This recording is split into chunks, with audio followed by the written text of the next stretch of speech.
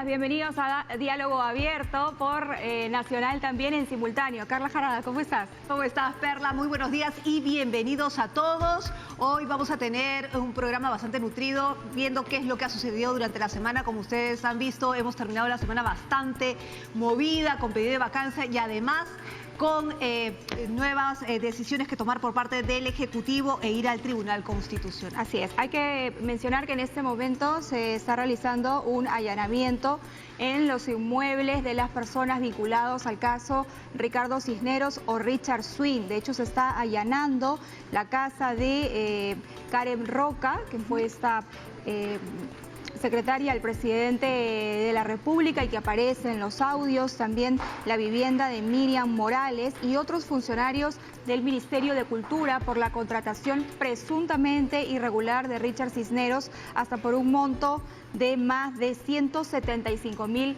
soles. Vamos a tener, por supuesto, la ampliación de lo que está pasando en estas diligencias de parte del Ministerio Público y la Policía Nacional. Son 8 domicilios en los que se está llevando a cabo esta acción judicial como parte de la investigación preparatoria por los presuntos delitos de colusión agravada y negociación incompatible. Ahora, hay otro tema y es que está pendiente la presentación del presidente y su abogado el próximo viernes ante el Congreso de la República por el tema de la vacancia. Nosotros les vamos a ir informando todo lo que está sucediendo y justamente Perla les mencionaba sobre la diligencia que se está realizando en la casa del señor Cisneros, así que nos vamos a ir en vivo, ¿no? Así es, con nuestra compañera Jimena Reategui. Adelante, Jimena, buenos días. Buenos días.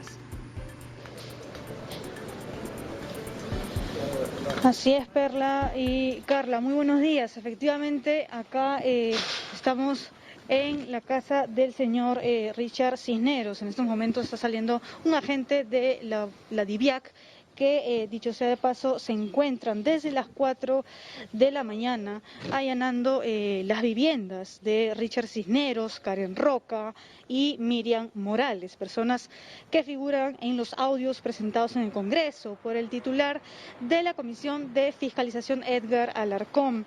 Según primeros informes, las autoridades han encontrado a esos 3 personajes en sus respectivas viviendas, pero ellos no han puesto ninguna resistencia, al contrario, ellos han colaborado con las autoridades, con el personal del Ministerio Público.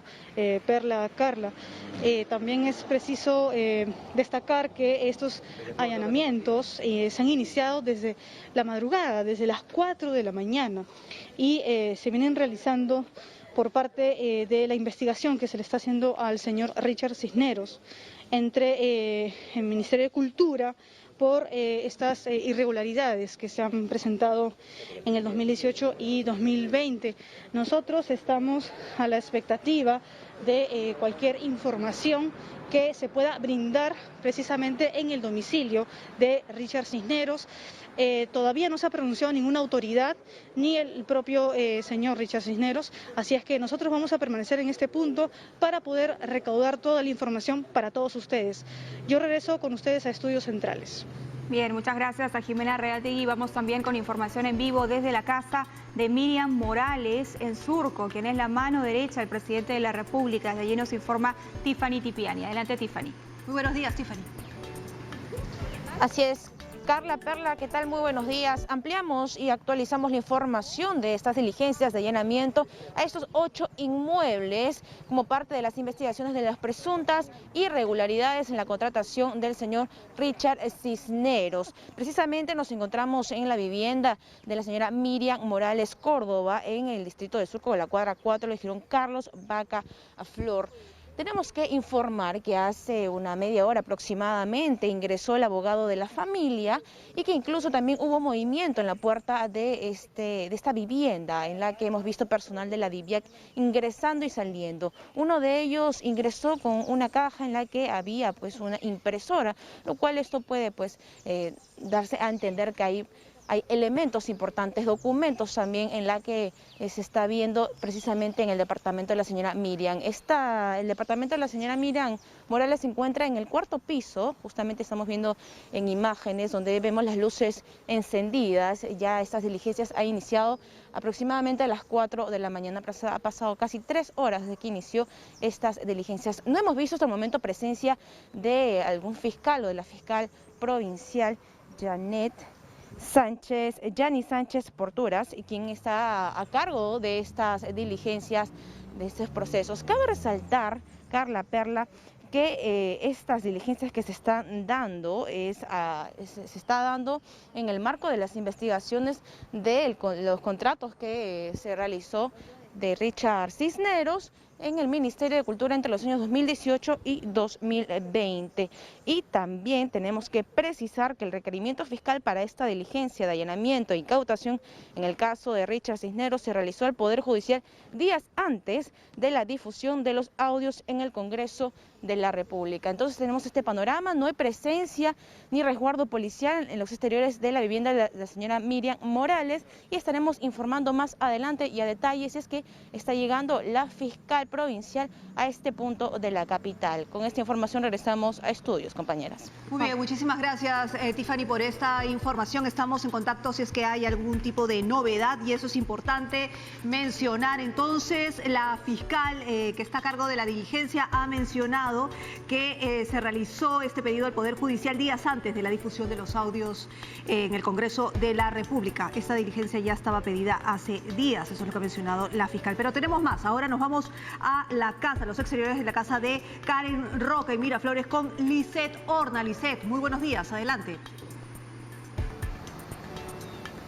¿Cómo estás, Carla, Perla? Buenos días. Por espacio de 3 horas con 30 minutos, la Fiscalía de la primera Fiscalía Especializada en Delitos de Corrupción de Funcionario Lima Centro continúa desarrollando las diligencias aquí en la calle Mendiburo, en el distrito de Miraflores, domicilio de la secretaria administrativa del despacho presidencial. Como se sabe, esto forma parte de esta medida que ha solicitado el fiscal provincial Yanni Sánchez Porturas, que se está realizando no solamente aquí, sino, como tú bien lo mencionabas, en los domicilios de 6 de un total de 14 investigados con el apoyo de 8 fiscales. Esto en el marco de las investigaciones que se está realizando como parte de las investigaciones a funcionarios del Ministerio de Cultura.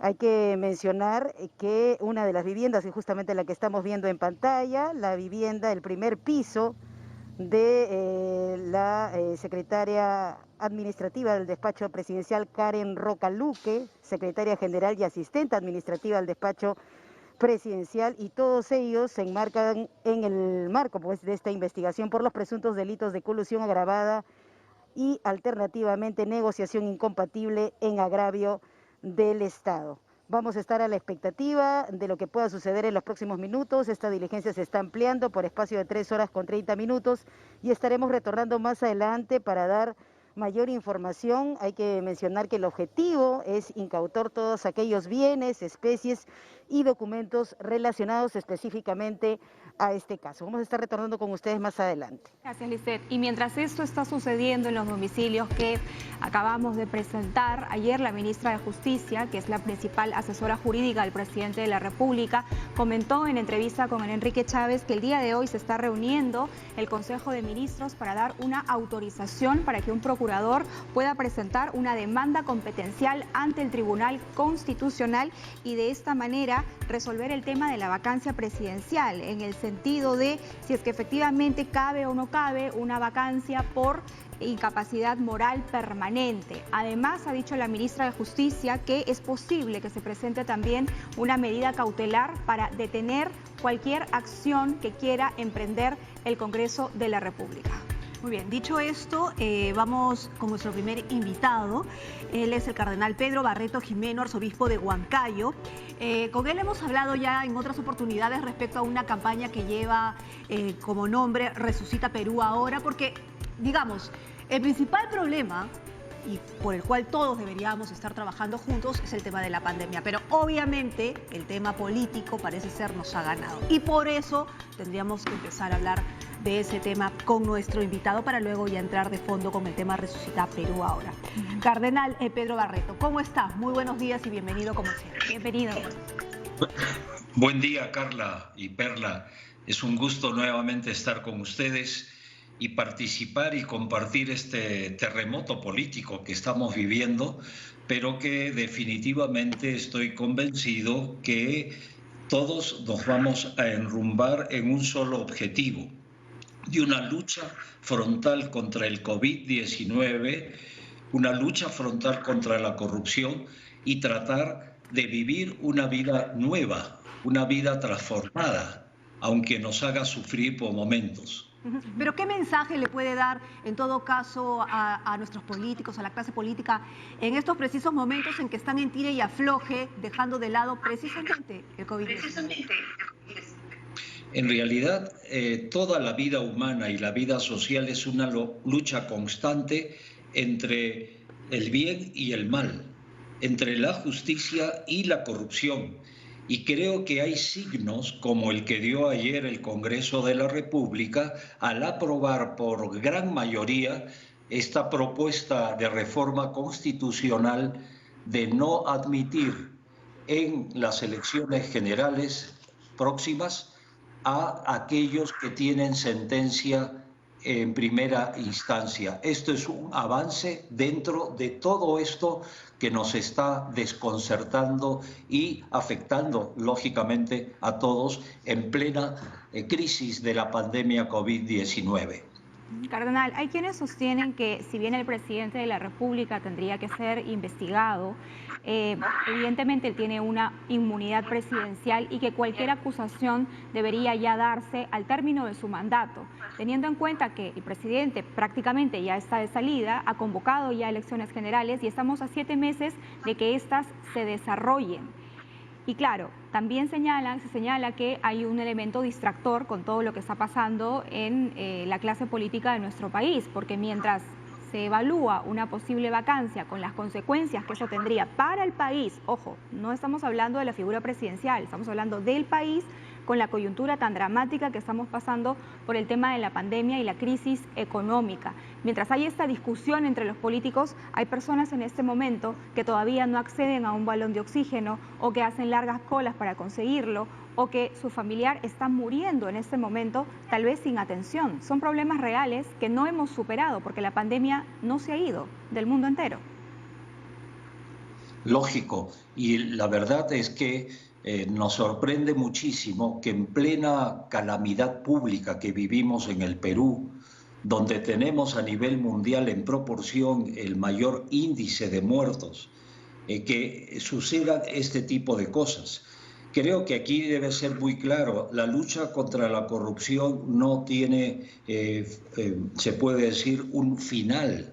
Tenemos que continuar, pero también tenemos que pensar en el país. En el país se debate entre la vida y la muerte.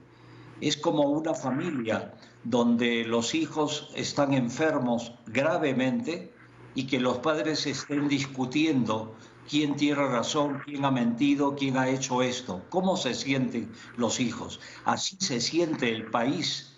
De alguna manera se siente que no nos importa la clase política. Y creo que hay que tener muy claro la lucha frontal contra la corrupción, pero también tener muy en cuenta la situación que vive el país. Una vacancia presidencial en estos momentos sería catastrófica. Además, catastrófica viviendo. Y a la seriedad, a la tranquilidad y ver en primer lugar la situación del país. Vuelvo, no se trata ni de pasar por alto hechos delictivos. Esto tiene que ser sancionados, pero suplico por bien del país, por bien del Perú, que tenemos que estar muy unidos, la verdad, la honestidad y sobre todo para dar seguridad al pueblo en este momento. El Congreso República una señal, pero ojalá que siga dando señales que les interese la unidad sólida de nuestro pueblo. Y quiero decir claramente que en estos Cardenal, estamos teniendo problemas con su audio porque se escucha entrecortado. No sé si podríamos mejorar, por favor, la comunicación en producción.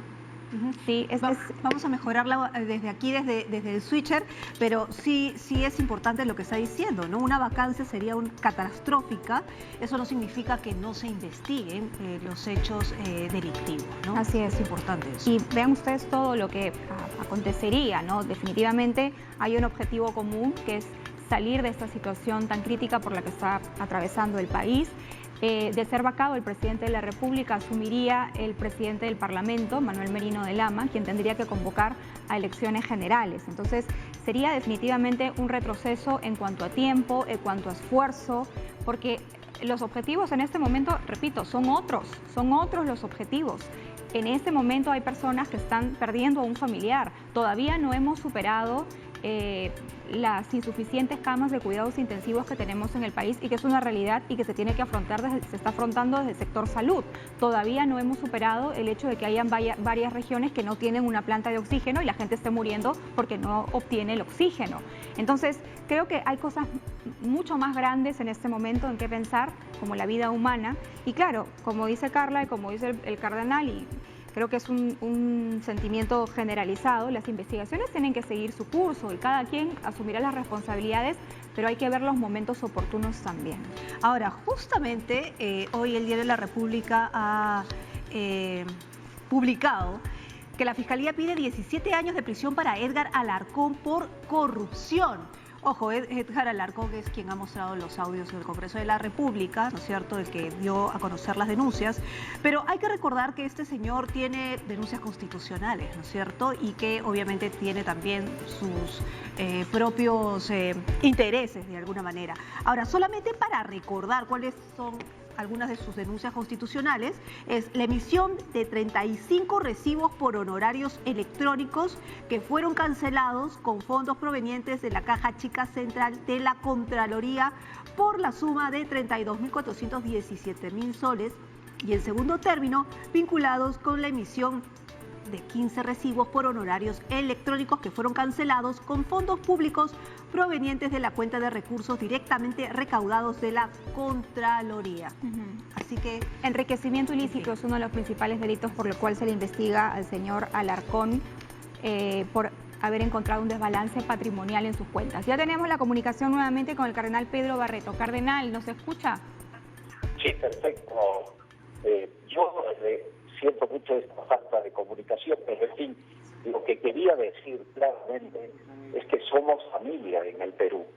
En una familia hay autoridades, los padres, que pueden tener diferencias, pero que ante sus hijos están urgidos de la cercanía, de la atención en salud porque están enfermos y graves. No podemos permitirnos estas luchas internas porque en realidad lo que priva es la vida humana. Y yo suplico, por favor, a los políticos que en este momento de calamidad pública sigan luchando contra la corrupción, que ciertamente todos apoyamos y aplaudimos, pero que definitivamente no descuidemos a los protagonistas de esta calamidad, que son los enfermos. Justamente, cardenal, Resucita Perú ahora. ¿Cómo va la campaña? Sabemos que ya digamos, en esta iniciativa, ¿no es cierto?, han recaudado más de 1 millón, ¿puede ser? No sé, pónganos al día, por favor. Bueno, una cosa es que hablamos del oxígeno y es una campaña de recolección de fondos. Ahora tratamos de una iniciativa pastoral de la Conferencia Episcopal Peruana que se lanzó el 20 de agosto pasado y ha crecido la esperanza y el deseo y el entusiasmo de integrar a todos en un objetivo inmediato, unidos al Poder Ejecutivo con la Estrategia Nacional frente al COVID, para luchar juntos de manera científica, pero al mismo tiempo con mística, con un entusiasmo, porque el Perú no se merece la indiferencia y la insensibilidad.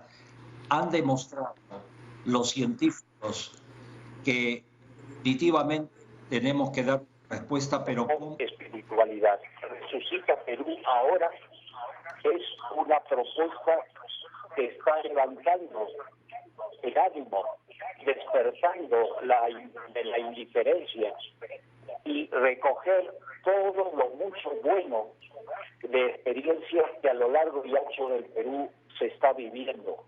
Me refiero a experiencias de empresarios, de organizaciones sociales, de las iglesias y también de la Iglesia Católica.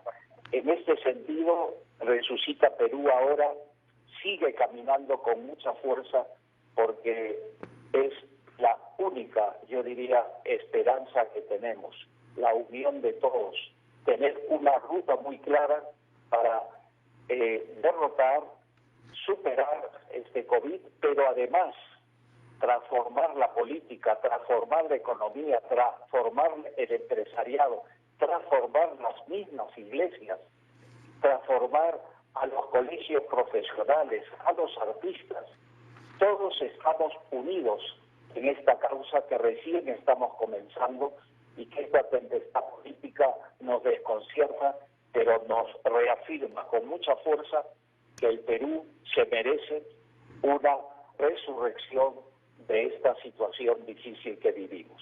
Muchas gracias, Cardenal Pedro Barreto. Entendemos que tiene que salir y le agradecemos por su participación en Diálogo Abierto, por hacer este llamado a la reflexión y por supuesto por poner todo el esfuerzo de su parte para sumar en este tema de Reactiva Perú, que será llevado como una propuesta, ¿no es cierto?, para Pacto Perú y de esta manera poder integrar los distintos actores que tienen que ver en este tema de la resolución de temas de la pandemia. Muchas gracias. Muchas gracias, Cardenal. Nos vemos en breve. Pronto esperemos vernos en persona.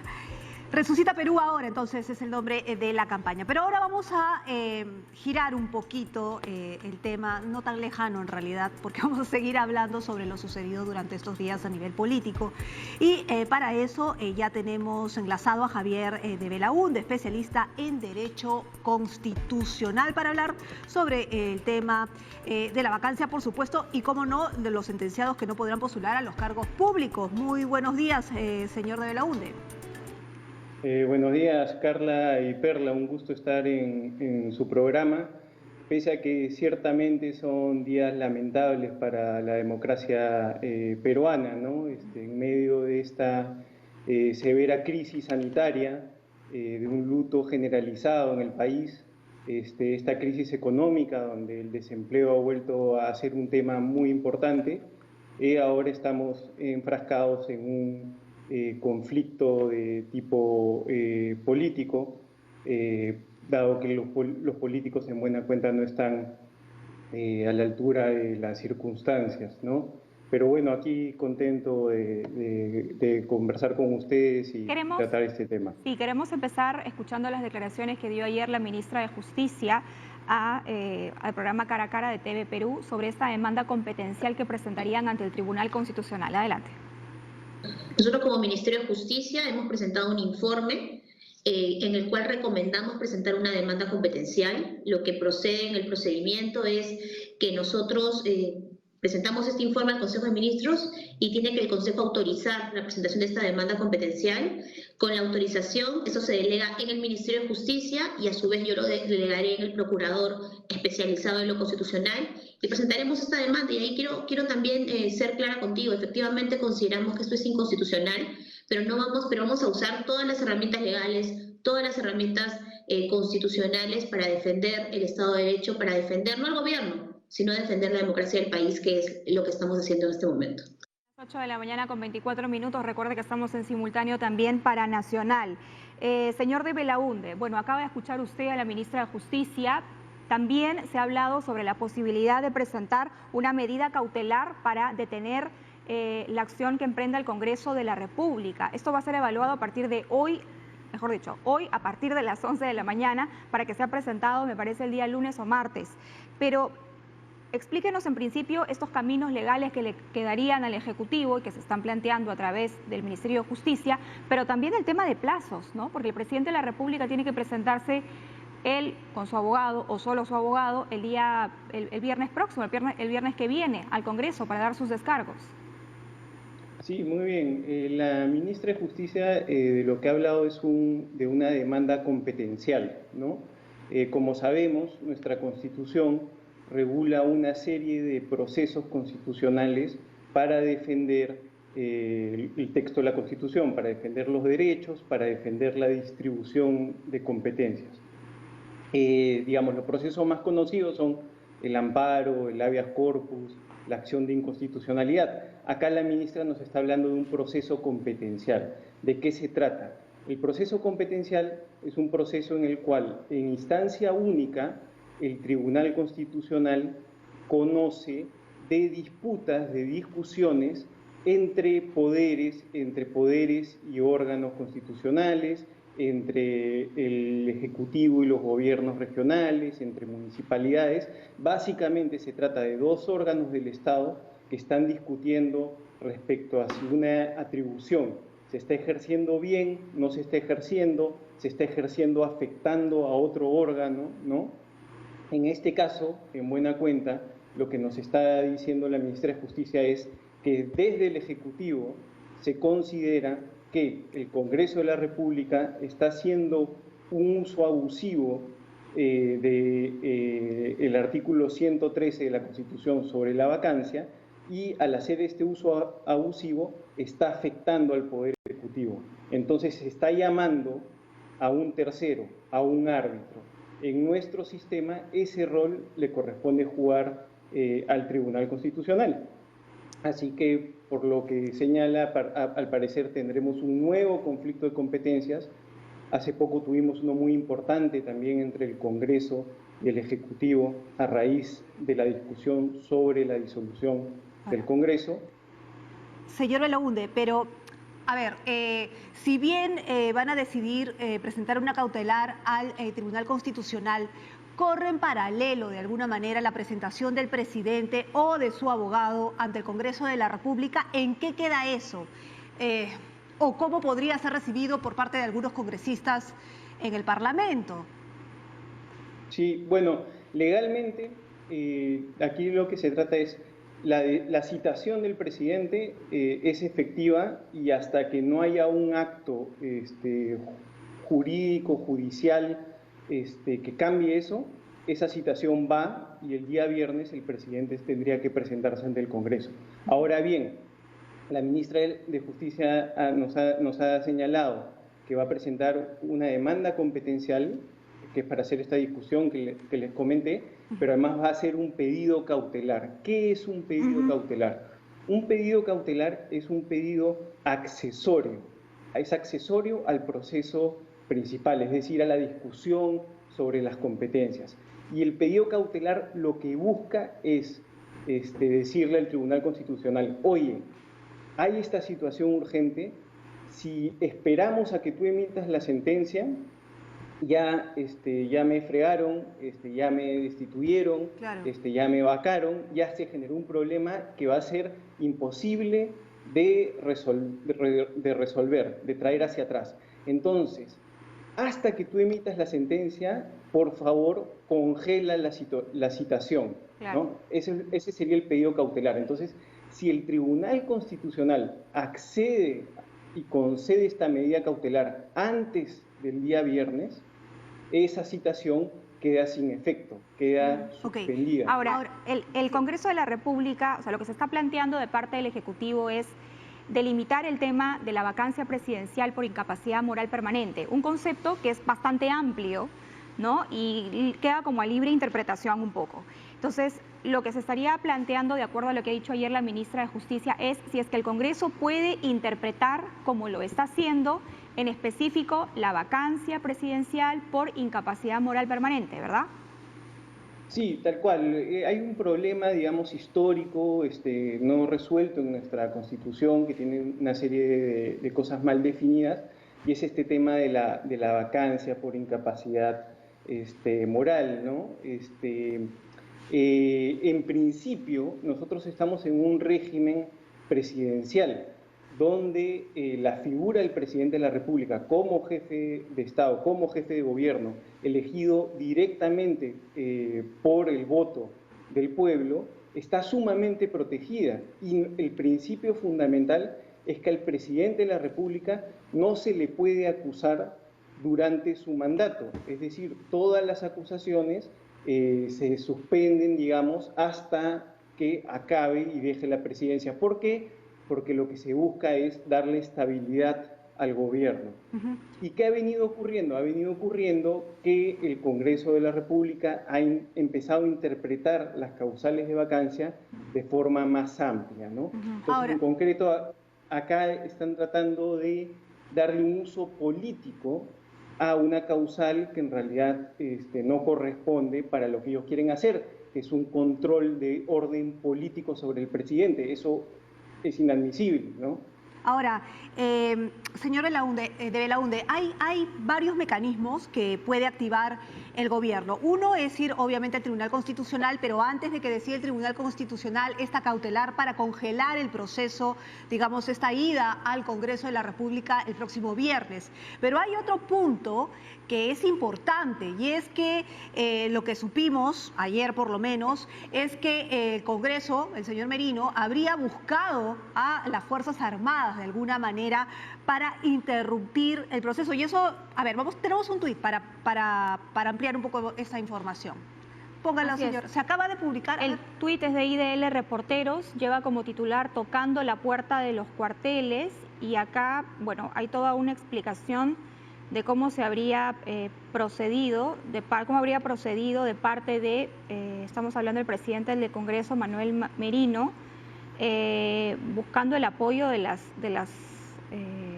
aquí está justamente el Twitter, acá lo tiene en pantalla, dice: el presidente del Congreso, Manuel Merino, buscó el respaldo de las Fuerzas Armadas para la vacancia presidencial antes incluso de la votación de la moción del Congreso. Eso nos lleva a preguntarle si es que el gobierno podría generar una denuncia apelando al artículo 347 del Código Penal, que señala sedición, ¿no es cierto?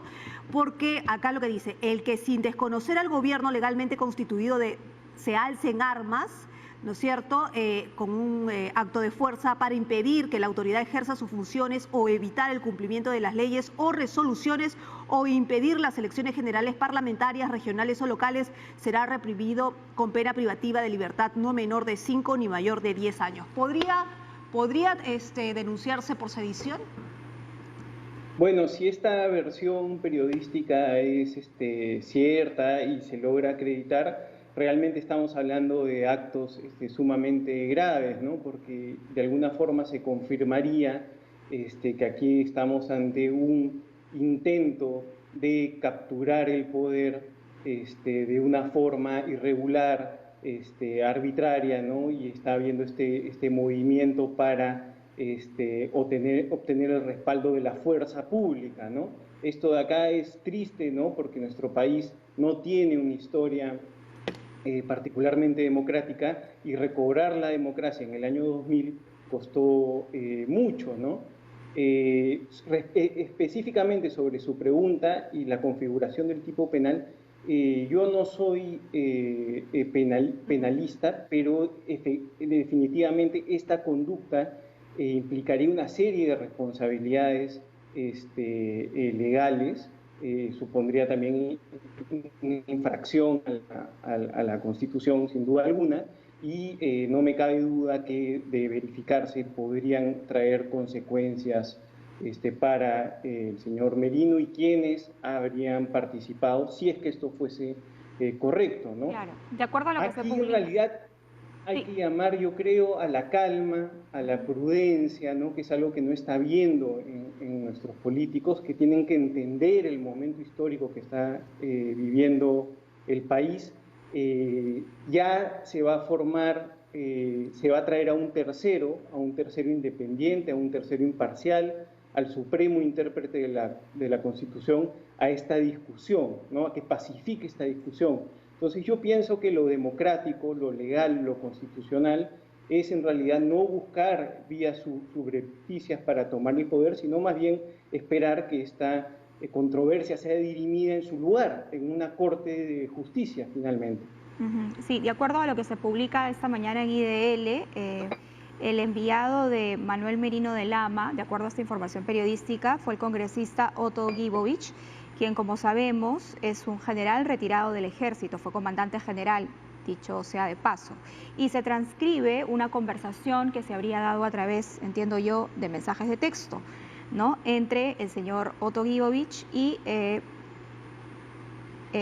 también Chávez Cresta, que es general del ejército peruano, ¿no? Y dice: las Fuerzas Armadas no pueden ser mencionadas por el presidente del Legislativo, escribe Gibovich. No lo creo, yo mañana las mencionaré, son de la patria.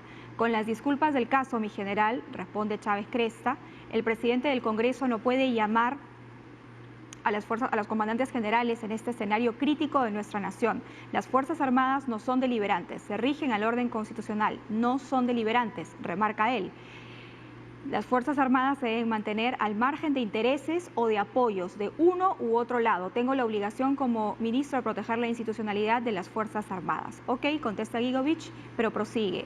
A los comandantes generales no lo he escuchado. Bueno, ahí hay toda una transcripción sobre cómo se habría dado este intento de coordinación. Si se llevara a cabo la vacancia presidencial, Manuel Merino asumiría la presidencia de manera interina, pero esto sería probablemente algo que no sea reconocido, no sea constitucional, por lo menos a decir de la postura del Ejecutivo. ¿Él podría ser denunciado por usurpación de funciones? Bueno, su pregunta es muy importante y es que hay que visualizar qué ocurriría, digamos, si sucede ese día. Hay que visualizar el día siguiente, ¿no? Estamos hablando que en la peor crisis sanitaria de los últimos tiempos, la peor crisis económica, vamos a entrar en una discusión sobre quién es el presidente de la República en el país, ¿no es cierto? Que es sumamente nefasto, digamos, internamente, pero además en un escenario en el cual se busca traer la cooperación internacional para salir de esta situación, es realmente terrible, ¿no? ¿Qué dice nuestra Constitución? Nuestra Constitución dice que cuando vaca el cargo del presidente, efectivamente se dispara el artículo sobre sucesión presidencial. Como sabemos, el señor Vizcarra es el último sobreviviente de la plancha que fue electa en el año 2016. Entonces, efectivamente, si es que él fuera vacado en el cargo, a quien le correspondería asumir y llamar a elecciones inmediatamente sería al señor Merino. Ahora, dadas las circunstancias en las que está ocurriendo este proceso de vacancia, eso no es lo que vamos a tener. No vamos a tener una sucesión, sería muy incauto pensar que vamos a tener una sucesión ordenada, ¿no? Va a ser un caos, van a haber dos personas que se atribuyan la presidencia de la República, va a haber un desorden. De hecho, ya lo estamos viendo, ¿no? O sea, hoy día, por ejemplo, la presidencia del Consejo de Ministros debería estar discutiendo medidas sanitarias o medidas para reactivar la economía, y más bien está discutiendo esta discusión que se ha generado en el Congreso de la República, ¿no? Sí, señor de Belaunde, ¿y hay algún mecanismo a nivel internacional, precisamente si es que eso sucediera? Es decir, ¿se puede dar una medida cautelar ante la Corte Interamericana de Derechos Humanos o algún ente internacional? Sí, aquí la idea clave que hay que entender, que a veces no se entiende en el Parlamento, es que simplemente con la fuerza de los votos no se pueden hacer las cosas, ¿no? El Perú es un Estado constitucional, rigen derechos humanos, rigen derechos fundamentales, rige la Constitución, hay un principio de interdicción de la arbitrariedad. Entonces, toda decisión que tome el Congreso, la regla es que puede ser controlada por otros órganos. En sede interna puede ser controlada por el Poder Judicial, puede ser controlada por el Tribunal Constitucional. El Perú, como Estado, además ha firmado tratados internacionales, es parte del Pacto de San José. Esto pone al país en el ámbito de la competencia de los órganos del Sistema Interamericano de Derechos Humanos. En ese sentido, la Comisión Interamericana de Derechos Humanos está facultada para dar también medidas cautelares, ¿no? Y hay antecedentes de casos de destitución de autoridades. Uno muy reciente, el alcalde de Bogotá, el señor Petro, fue destituido de forma arbitraria por un órgano administrativo y la Comisión Interamericana le otorgó una medida cautelar obligando al Estado colombiano a que sea mantenido en el puesto, ¿no? Entonces, digamos, estas son opciones que sí, que están sobre la mesa y dependerá del Ejecutivo si es que decide utilizar estos caminos o si más bien únicamente utiliza el camino del Tribunal Constitucional. Me gustaría leer otro extracto porque está muy interesante este reportaje de la conversación entre Gibovich y el señor Cresta, ¿no? Chávez Cresta. Dice: mi general, retruca el ministro, el presidente del Congreso ha llamado por teléfono a los comandantes generales y al jefe del Comando Conjunto en relación a este tema. Eso no es correcto. Le digo porque ellos me han comunicado eso. Ok, es lo que atina a responder Gibovich. Estoy leyendo tal cual la transcripción que hace IDL. De la nada no voy a solicitar el respeto a la institucionalidad de las Fuerzas Armadas, remata Chávez Cresta antes de despedirse de Gibovich. Vamos a pasar a otro tema también, señor de Belaunde, y tiene que ver con lo que se ha aprobado ayer en el Congreso también respecto del impedimento de postulación para sentenciados en primera instancia.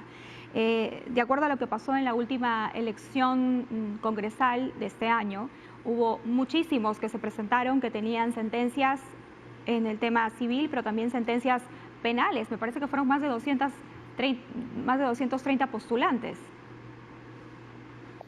Sí, el día de ayer el Congreso, digamos, tenemos este escenario terrible, bochornoso, respecto al tema de la vacancia, donde están todas estas conversaciones que se han comentado en el programa, que además son particularmente tristes si uno revisa la historia de Acción Popular, un partido que sufrió en carne propia la obstrucción del Congreso y un golpe militar, ¿no?, en los 60.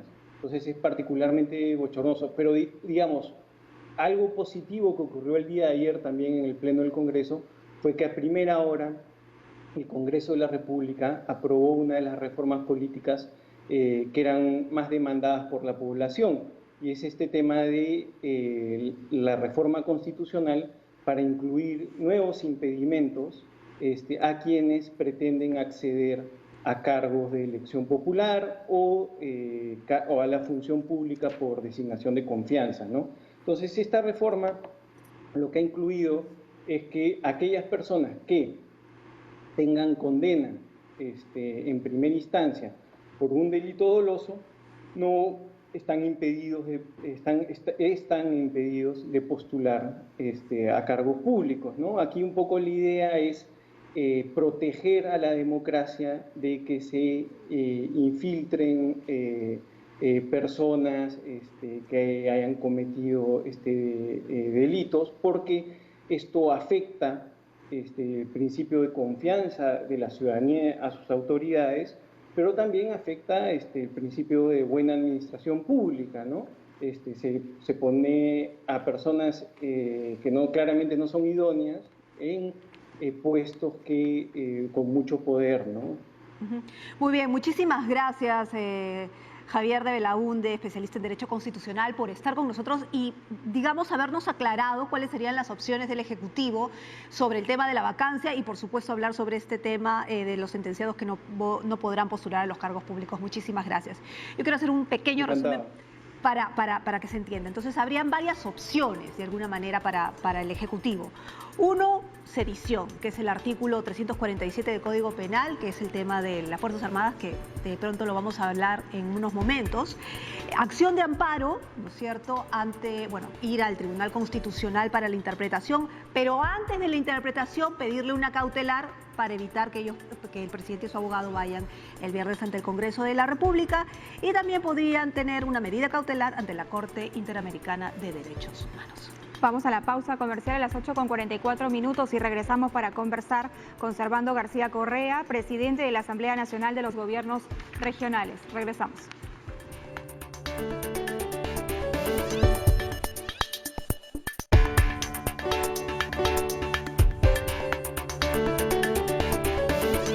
Estamos de vuelta. vuelta en Diálogo Abierto, en simultáneo por Nacional. Son las 8 de la mañana con 47 minutos. Ya se encuentra con nosotras nuestro siguiente entrevistado, Servando García, gobernador de Piura y además presidente de la Asamblea Nacional de Gobiernos Regionales. Señor García, bienvenido a Diálogo Abierto. Muy buenos días. ¿Cómo le va? ¿Qué tal? Muy buenos días, Perla. Muy buenos días, Carlos. Carla y a todo el Perú que nos ve en estos momentos. ¿Qué tal? Ustedes han hecho un pronunciamiento que lleva como título Reflexión y Serenidad para una salida a la crisis política. ¿Cuáles son los argumentos que se plantean en este comunicado? Sí, mire, efectivamente la tarde de ayer tuvimos una reunión con todo el Consejo Directivo de la Asamblea, así como también presidentes de las mancomunidades, en la cual, pues, en vista de la crisis política que está viviéndose en estos momentos en nuestro país, evaluamos puntos importantes que consideramos son de vital trascendencia en estos momentos. Uno de ellos es el tema de la lucha contra la pandemia, que tiene que encontrarnos unidos a todos los peruanos y peruanas. Segundo es que estamos inmersos también en una crisis económica, con pérdida de puestos laborales. Tres es que también tenemos el tema que estamos ya inmersos en un proceso electoral, que en los próximos 7 meses aproximadamente vamos a tener un nuevo Congreso, un presidente. Y que en cuarto, pues, se ha agregado esta crisis política, ¿no? Entonces, en ese escenario, como Asamblea, hemos decidido que por encima de todos nosotros, y hemos analizado que por encima de todos nosotros están los intereses del país, y que en este momento sería inadecuado, ¿no?, vacar al presidente Vizcarra, ¿no? Entonces, nosotros consideramos de que para eso existen los estamentos correspondientes para que lleven adelante la investigación que corresponda y determinar las responsabilidades y sanciones, pero que ahorita nuestro país, los intereses de nuestro país deben estar por encima de todos nosotros y que no es adecuado, pues, vivir en inestabilidad política, porque eso genera más problemas, tanto en la lucha contra el COVID, problemas en la reactivación económica, y obviamente eso no es saludable para ninguno de nosotros. Y sin duda este comunicado es importante porque de alguna manera engloba a todos los gobernadores. Sin embargo, los gobernadores también forman parte de los partidos que están en bancadas en el Congreso de la República. ¿Ha habido algún tipo de comunicaciones entre los gobernadores de los partidos que también forman parte de las bancadas en el Congreso para hablar sobre este tema? Ese ha sido también uno de los acuerdos, que cada gobernador que pertenece a un partido político que tiene representación en el Congreso pueda conversar y se pueda ver, pues, el interés del país, como le decía, y que, pues, digamos, opte por no apoyar el tema de vacancia, ¿no? En eso hemos quedado. De igual manera lo vamos a hacer el resto de gobernadores con los representantes en el Congreso que tiene las diferentes regiones, ¿no? Entonces, consideramos que ahora lo que tenemos que hacer es unir esfuerzos y tratar, pues, de dar la mayor estabilidad posible a nuestro país. Tal como sucede con el partido Acción Popular, 16 integrantes votaron a favor de la admisión de la vacancia presidencial, 4 en contra y 3 abstenciones. Sin embargo, el gobernador regional de Cajamarca, que pertenece a este partido, estamos hablando de Mesías Guevara, ha hecho un llamado para que los diferentes líderes de las fuerzas políticas defiendan, dice él, la democracia. De la misma posición ha sido Javier Díaz Canseco, quien también pertenece al mismo partido.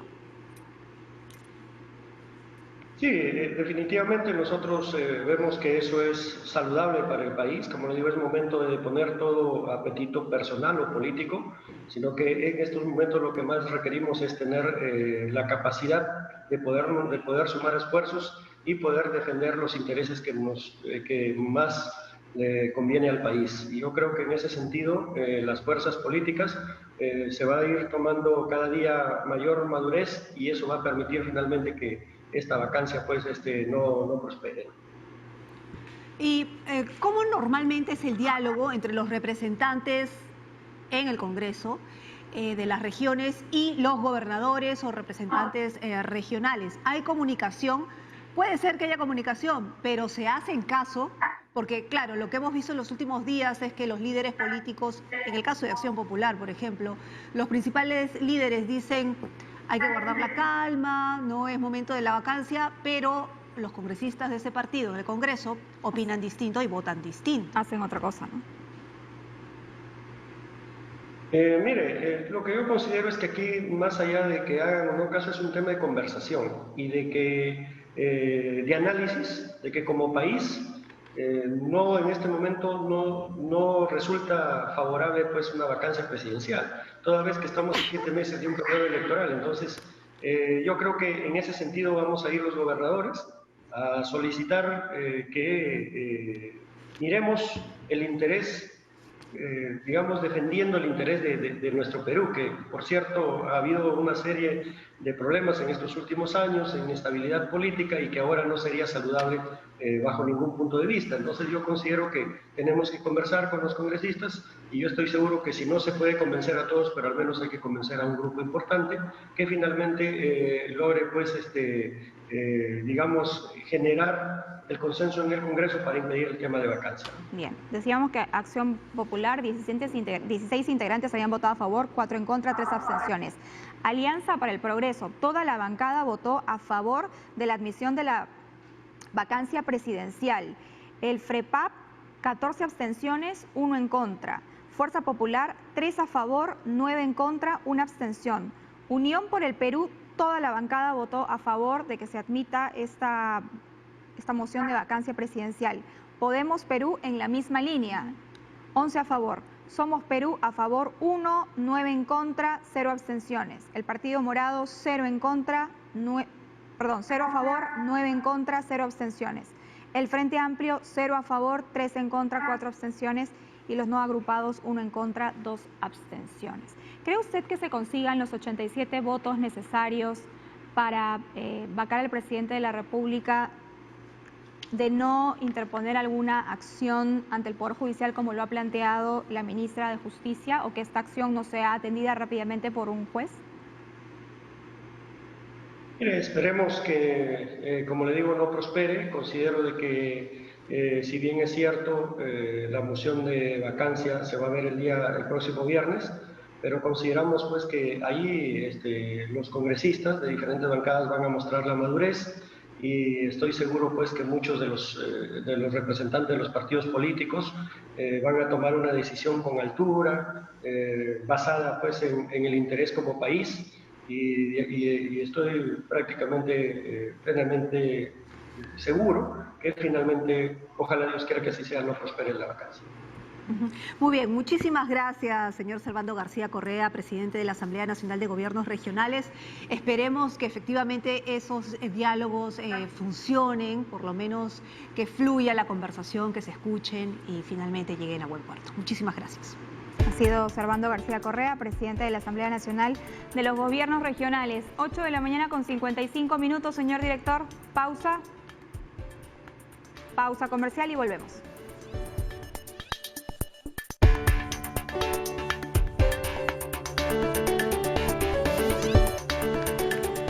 Bien, continuamos en Diálogo Abierto, 8 y 58 de la mañana. Recuerde que estamos en simultáneo por Nacional. En unos breves instantes vamos a contactarnos con el congresista Otto Guibovich para que pueda contestarnos sobre esta información que publica el día de hoy IDL Reporteros sobre unos mensajes que le habría enviado al ministro de Defensa, preguntándole sobre la convocatoria de las Fuerzas Armadas de parte del presidente del Legislativo, que es lo que se ha revelado en esta noticia que publica hoy IDL. Ahora, hay que recordar que también el mismo Manuel Merino habló sobre las Fuerzas Armadas, hizo un llamado a las Fuerzas Armadas de manera pública en el Congreso de la República, lo que obviamente llamó la atención. Sumado a este informe, a esta investigación, como que puede poner los pelos de punta a cualquiera, ¿no es cierto?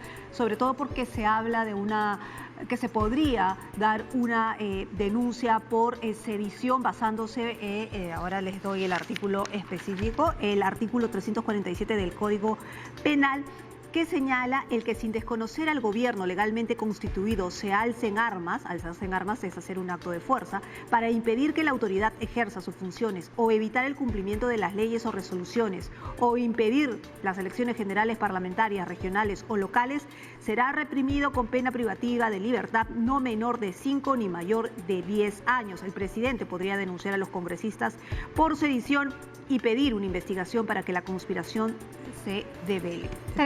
Es un extracto que he sacado de una columna de opinión de Rosa María Pala. Tenemos al congresista Otto Iovich, vocero de Acción Popular. Congresista, buenos días, bienvenido a Diálogo Abierto. Buenos días. Buenos días, un gusto saludarles.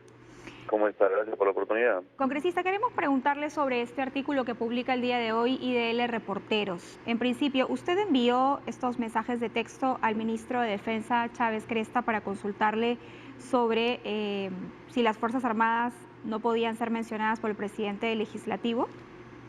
A ver, quiero ser enfático y dejar en claro que yo no he llamado a ninguno de los comandantes generales de las Fuerzas Armadas, a ninguno de ellos, a nadie, porque entiendo y conozco perfectamente, por haber sido comandante general, que las Fuerzas Armadas deben estar alejadas de lo que son temas políticos. Los problemas políticos se arreglan políticamente, no militarmente. Y en ese sentido, reitero, enfáticamente, yo no he llamado a nadie. Pero sí, no he llamado a nadie. Sí reconoce que envió este mensaje de texto al ministro de Defensa. Lo que me pareció una falta de respeto fue que el ministro de Defensa critique al presidente del Congreso por el presidente del Congreso pedir tranquilidad a la ciudadanía y a las Fuerzas Armadas. Se le mandó un mensaje preguntándole qué ha pasado, ¿no? Más o menos no recuerdo los términos, pero sí. Ok, pero vamos a dejar las cosas claras, señor Guibovich. Y él me menciona, él me contesta lo que aparece ahí en el texto del señor Borriti, y yo le digo acá, porque yo no sabía el contexto en el que estaban hablando ellos, ¿no? Nada más. ¿Hubo mensajes de texto entonces entre ustedes? Claro que sí. Ya, pero usted... Yo corto, terminando ahí, listo, nada más acá. Porque yo no conocía el contexto. Me pareció raro que un ministro salga a decir que el presidente del Congreso no podía pedir tranquilidad a la ciudadanía y a las Fuerzas Armadas. Por eso, usted pregunta textualmente, ¿las Fuerzas Armadas no pueden ser mencionadas por el presidente del Legislativo? Claro que sí. Usted me lo pregunta textualmente. Cuando el presidente del Congreso pide tranquilidad a la ciudadanía y a las Fuerzas Armadas, yo le pregunto eso, ¿qué ha pasado? ¿No? O sea, mi preocupación es ¿qué ha pasado? ¿Por qué no puede preguntar el tranquilidad? La tranquilidad para toda la ciudadanía. Entonces él me responde como que habían habido llamadas que yo, obviamente yo no conocía, no tengo por qué conocerlas. Ya, entonces yo le digo, acá, listo, terminado, ¿no? Eso es lo que le aclara, ¿no? El ministro le dice, mi general, el presidente del Congreso ha llamado por teléfono a los comandantes generales y al jefe del Comando Conjunto en relación a este tema. Eso no es correcto, escribe el ministro. Le digo porque ellos me han comunicado eso. Y usted contesta, ok. Y luego sigue el ministro. De la nada no voy a solicitar el respeto a la institucionalidad de las Fuerzas Armadas. ¿No? Si es que fuese así, si es que fuese así, como él manifiesta, yo no tengo nada más que decirle. Le digo acá, cerrado el tema. Ahora, cuando se habla de respeto a las Fuerzas Armadas, y eso para dejarlo claro, ¿es una falta de respeto que el presidente del Congreso de la República le toque las puertas a las Fuerzas Armadas?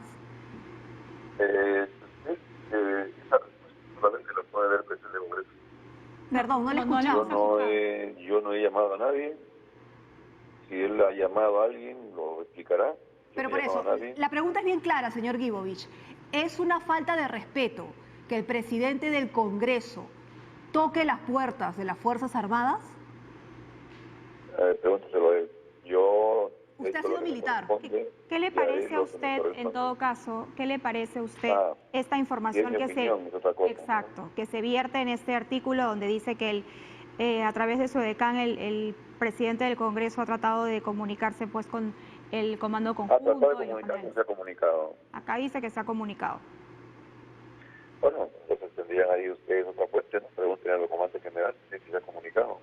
Yo no lo sé, me suena medio raro esto, pero yo soy enfático, yo sé perfectamente lo que corresponde y que las Fuerzas Armadas tienen que estar siempre alejadas de lo que es el vaivén político. Y así, pero ¿cuál es su opinión respecto del comportamiento que habría tenido, de acuerdo a esta información periodística, el presidente del Parlamento? Que habría tenido, es un condicional, yo no puedo opinar sobre hipótesis, ¿no? O sea, tendría que cerciorarme. Ok, señor Guibovich, entonces, en estricto uso del protocolo, ojo, siendo usted militar y sabiendo cuáles son los protocolos entre las instituciones, ¿es dable, ¿no es cierto?, o es responsable que un presidente del Congreso de la República toque las puertas de las Fuerzas Armadas? Yo no creo que haya llegado a tocar las puertas, ¿no? Me parece No le estoy diciendo si usted no cree, señor Guibovich, señor Guibovich, es bien claro, yo no le estoy diciendo si usted cree que le ha tocado las puertas o no. En base al protocolo, ¿es dable, es responsable o es una falta de respeto que un presidente del Congreso le toque las puertas a las Fuerzas Armadas en una democracia? Depende de la finalidad. El presidente del Poder Judicial también podría llamar a un jefe de la Fuerza Armada a preguntarle algo. El presidente de la República, obviamente, el presidente supremo de la Fuerza Armada. Claro, pero estamos hablando de una... Si quiere consultar algo también podría llamarle, o sea, no hay compartimentos estancos. Pero para vincularlos a temas políticos, eso sí que no.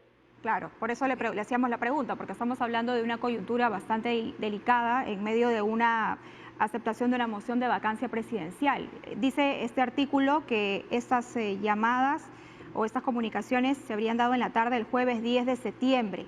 Horas antes, el congresista Edgar Alarcón había entregado al presidente del Congreso, Manuel Merino, los audios donde aparecen como protagonistas el presidente de la República, su asistente Karen Roca y Richard Cisneros, también conocido como Richard Swing. Ese es el contexto. De allí nuestra preocupación sobre la publicación de IDL. Me gusta su preocupación. Sí, yo acabo de leer recién lo que dice IDL. Esa expresión exacta de lo que yo le digo a hacer. Supongo que sabe que le ha dado la información exacta. Porque es exacto lo que dice. A mí me llama la atención, lo reitero, que el ministro de Defensa se pronuncie públicamente en términos como los hizo respecto de el pedido de tranquilidad que hace el presidente del Congreso a la ciudadanía y a las Fuerzas Armadas. Por eso le pregunto porque tengo amistad, le pregunto porque lo conozco y lo seguiré haciendo, ¿no? Porque considero que es mi amigo. Claro, pero nada más de ello. Si ustedes leen el texto está tal cual. Claro, pero ¿tiene razón o no tiene razón el ministro de Defensa finalmente de hacer un pedido de respeto en un orden constitucional en donde un presidente del Congreso llama a las Fuerzas Armadas en un contexto político complicado donde se está presentando una moción de vacancia? Si es que hubiese habido llamadas a los mandos militares, como lo dice Chávez, el general Chávez, podría ser. Pero yo reitero y soy enfático, yo no he llamado a nadie, que quede claro, por favor. ¿Ya? Y yo respondo por lo que yo hago. Bien. Muy bien, ¿y cuál es su opinión respecto a lo que ha pasado en el Pleno ayer y finalmente cuál es su visión de lo que va a suceder el viernes? Faltan unos cuantos días, pero ya hoy hay Consejo de Ministros, ya se ha adelantado que va a haber, digamos, una presentación de demanda al Tribunal Constitucional, competencial, al Tribunal Constitucional. Es lamentable todo lo que viene pasando, pero que quede claro que eso se origina en parte del gobierno. Los audios no los ha hecho el Congreso. Los audios vienen de parte del gobierno. Y lamentablemente, por enésima vez, que los presidentes de la República son los que se ven involucrados en estos temas. Hace 30 años que sufrimos de este síndrome. Todos los presidentes, por corrupción, por una cosa u otra, están involucrados en temas que son cuestionables y que tienen que verse desafortunadamente por este Congreso de transición, por este Congreso corto, pero no podemos cerrar los ojos. Okay. Yo espero que las explicaciones que dé el señor presidente en el Congreso sean las adecuadas. ¿Y si no va? Y las leyes son sabias, ¿no? Y hay que saludar a quienes las diseñaron así. Ahora, la bancada, porque presentada la moción de vacancia, se discute entre el cuarto y el 10º día. O sea, hay un periodo de reflexión, hay un periodo de cabeza fría, que tiene que ser un espacio para la reflexión, para ver también si existen más elementos de juicio, son los mismos o si son desvirtuados. ¿Usted votó a favor de admitir la moción de vacancia? ¿Sí, claro no? Que sí. Okay. Yo votaba a favor de que se admita la moción de vacancia. Pero Acción Popular no votó en bloque. 16 votos a favor, incluido el suyo, 4 en contra, 3 abstenciones, y los líderes de su partido han solicitado, o mejor dicho, se han expresado en contra de la vacancia presidencial. Lo ha hecho Raúl Díaz Canseco, lo ha hecho también Mesías Guevara. Ambos han hecho un llamado para que a las fuerzas políticas, a su representación nacional, para que puedan jugar en favor de la democracia. ¿Qué respondería usted? Nosotros estamos actuando de manera democrática, ¿no? La democracia hay que defenderla en todos sus ángulos, no solamente en un ángulo, ¿no? Hay una cosa, yo quisiera que usted fuese congresista, yo no creo que usted cierre los ojos a lo que está pasando. Ahora, actuar responsablemente también significa no cerrar los ojos a lo que está pasando. Eso no significa necesariamente que tenga que haber una vacancia. No. ¿Sigue dividida su bancada? ¿Perdóname? ¿Sigue dividida su bancada? Mi bancada es muy democrática, creo que es el mejor ejemplo de lo que es la democracia, ¿no? Nosotros tenemos la vez pasada vi un análisis que hacía alguien allá, casi un 40% de veces hemos votado por unanimidad y en otras no. Y en otras no. Pero eso es a partir de una visión democrática. Hay temas muy sensibles en los que damos libertad para que todos voten de acuerdo al criterio. ¿Y cómo van los porcentajes de votación para el viernes? No, ni siquiera hemos tocado el tema, no, por favor, hemos votado la admisión a la vacancia, no hemos analizado en profundidad todavía qué va a pasar el viernes, eso tiene su timing, lo haremos después, creo que es tiempo de reflexión. Hoy día tenemos una reunión, pero por otro tema, ¿no? Bien, muchas gracias al congresista Otto Guibovich, vocero de Acción Popular. Yo aprovecho también, si me permite, 20 segundos, ¿no? Aprovecho en hacer un llamado a la tranquilidad.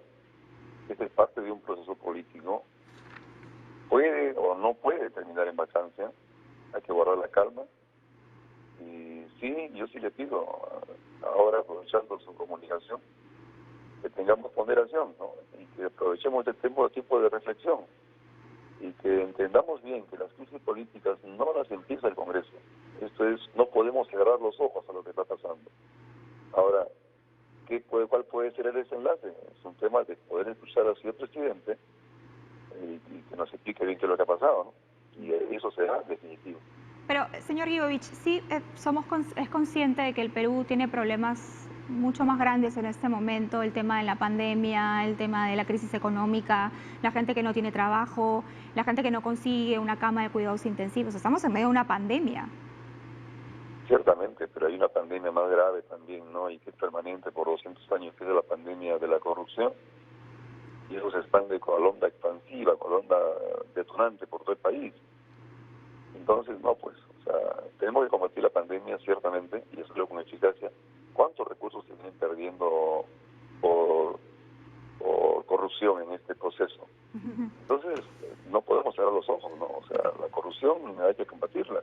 Bien, muchas gracias al congresista. Yo espero que no sea nada grave. Vocero de Acción Popular. Gracias. Muy bien, muchísimas gracias por atendernos esta mañana a nuestro llamado. Muy bien, vamos a dejar a Otto Guibovich y vamos a tocar uno de los temas también que iniciaron la semana pasada. Hablábamos con un miembro del Colegio de Abogados y mencionó que se estaba cobrando en un principio a los candidatos para postular a las elecciones. ¿Y por qué era importante? Porque se necesitaba en el Jurado Nacional de Elecciones que el Pleno esté completo. Es decir, de los 5 miembros se necesitaba uno de los representantes que venía del Colegio de Abogados y no lo tiene el Colegio de Abogados. Tenemos ya con nosotras a María Elena Portocarrero, decana del Colegio de Abogados de Lima. Doctora Portocarrero, bienvenida a Diálogo Abierto.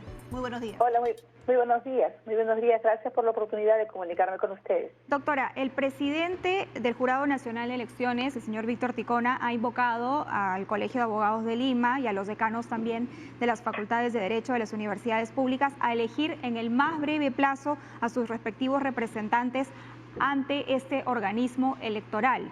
¿Ya tenemos una fecha? ¿Cuándo se va a llevar a cabo esto? Están un poco retrasados. Bueno, sí, efectivamente, lamentablemente nosotros tenemos un gran problema institucional, ¿no? Tenemos a la Junta Directiva, que es la representante de la gestión que se lleva en el Colegio de Abogados de Lima, y de otro lado tenemos al Comité Electoral, que si bien es autónomo en el desarrollo del proceso electoral, no es autónomo en el acatamiento de las normas estatutarias del Colegio de Abogados de Lima. Ahora, ¿qué ha sucedido?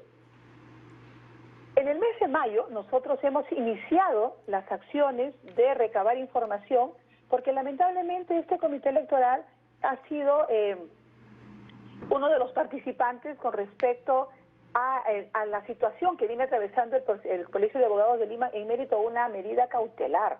Nosotros no hemos podido hacer un cambio de de gestión y de dirección y no hemos podido elegir a un nuevo decano por una medida cautelar que ha entrampado el desarrollo eleccionario del Colegio de Abogados de Lima.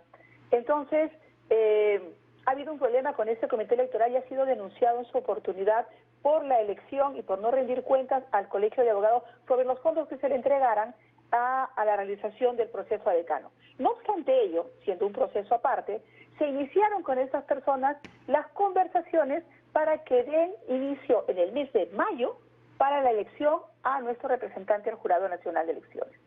Ahora, doctora, ustedes han convocado elecciones, me parece, para el 19 de septiembre. ¿Se va a llevar a cabo esto? La verdad que estamos ahora en una situación, en una coyuntura un poco difícil dentro del Colegio de Abogados de Lima, pues en mérito a las denuncias que existen contra este comité electoral de un tercer miembro, el doctor Víctor Casas, y de las irregularidades, porque esta elección para el 19 no se estaba sometiendo a las normas estatutarias del colegio. ¿Era ilegal? Sí, prácticamente sí, pero ¿por qué? Te explico. Primero porque no se habían dado las pautas necesarias dentro de la activación de un presupuesto electoral. Luego habían hecho una licitación solamente con 2 miembros para contratar una empresa y no se habían seguido al manual de adquisiciones del propio colegio. Ellos enarbolan la bandera de la autonomía y la tienen estatutariamente, pero para el proceso en sí, no para la adquisición de bienes y licitaciones. Entonces no va a haber elecciones. Estamos sometiendo a una asamblea el día 16, tenemos una asamblea, sin embargo, estas personas, siendo un tema principal de la asamblea el cuestionamiento sobre las irregularidades e ilicitudes que están ejecutando, sorpresivamente, nosotros publicamos el día 7 de septiembre la convocatoria de asamblea y ellos el día 8, al día siguiente, hacen una publicación y una convocatoria para elegir decano, existiendo una medida cautelar que estamos viendo nosotros de impulsarla, y desde aquí aprovecho a las autoridades del Poder Judicial a dar la diligencia del caso, porque esta situación perjudica mucho al colegio y tenemos que resolver los problemas judiciales para que el colegio siga su gestión. Ahora, el mérito de ello incumple la medida cautelar y en 48 horas, sin convocar formalmente a los candidatos, lanzan esta convocatoria pública, pero irregular completamente, y eligen en 2 días a un nuevo decano, de manera ilícita e irregular. Entonces, el día de ayer hemos tenido un problema en el Colegio de Abogados y hemos sacado un comunicado formalmente en donde rechazamos nosotros este proceso electoral ilegal, irregular y que está siendo sometido a denuncias respectivas. Es decir, hay 2 decanos. No, hay un decano, que es quien está hablando, porque el decano está investido con la legalidad y la institucional que nos da la representación.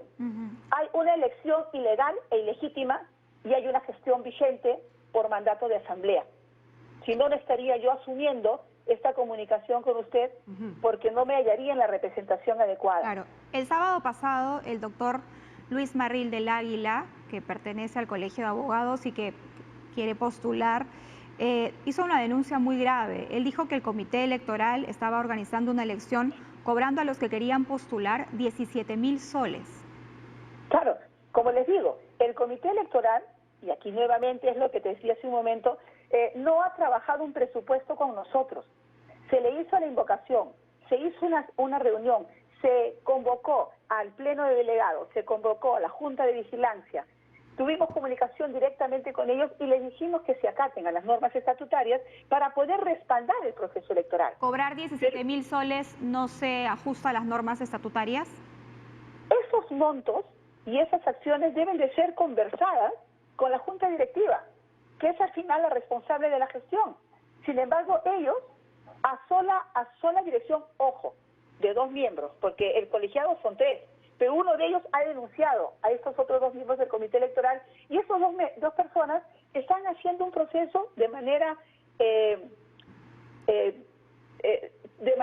no en consulta, sino de falta de coordinación y de información al gremio propiamente y a la gestión que somos nosotros. ¿Antes se ha cobrado para postular? No, sí, siempre había un cobro. siempre había un cobro, que es un concepto que hay que pagar por los trámites propios también que se tienen que hacer. Siempre había un cobro, pero este cobro pues no es ni se acerca a la suma. ¿Cuánto eran esos cobros? En este momento no recuerdo, pero definitivamente no era un... Porque acá tenemos dos cosas. Primero el cobro. Pero entonces, quien no tiene el dinero no postula. ¿Esa es la lógica al interior del Colegio de Abogados de Lima? Es que no vayamos a hablar de la lógica del Colegio de Abogados de Lima cuando te estoy diciendo que en mérito a esa representación que le ejerzo yo en este momento, hasta que se elija legalmente al nuevo decano, el comité electoral es autónomo. Entonces, hablemos del comité electoral, de sus irregularidades y de la legalidad que quiere imponer el Colegio de Abogados de Lima. Entonces, el Colegio de Abogados de Lima como tal no ejecuta actos irregulares con respecto a las elecciones, coordina sí, porque nosotros tenemos que hacer los pagos y los conceptos. Nosotros tenemos que suscribir los contratos con las instituciones que vayan a participar en con el colegio electoral, con el Colegio de Abogados en el proceso electoral. Porque quien tiene la representación y quien puede firmar los contratos, pues es quien le habla. Sí. Entonces yo no sé en calidad de Por eso era importante, doctora, saber cuánto se cobraba antes este pago que usted nos explica, porque... Mire, yo le digo, el pago, si mal no recuerdo, pues habrá estado oscilando entre, quizás, no estoy segura, en esta fecha no lo recuerdo, habrán sido como 8.000 soles, puede ser, ¿no? Pero ello deriva, ojo, y ello deriva también de la recaudación de firmas. Estos señores, por hacer y encima, al primer momento, me han informado que el comité electoral, como ha hecho esto de manera particular, paralela, sacando una página oficial, que no es oficial, que es una página individual de comité electoral, puso un número de cuenta, que al principio no era del Colegio de Abogados. Entonces nosotros como Colegio de Abogados dijimos, mientras no se dé la legalidad, mientras no se ajuste a la normativa del Colegio de Abogados de Lima, no se puede aperturar ninguna cuenta, y el Colegio de Abogados de Lima no aperturó. Como institución, no aperturamos ninguna cuenta para que se haga un depósito. Señor Portocarrero. Mientras no se den las garantías, discúlpenme un minuto, el tema es claro, mientras no se den las garantías de cualquier proceso electoral, el colegio no puede avalar ninguna elección. Precisamente por eso, señora Portocarrero.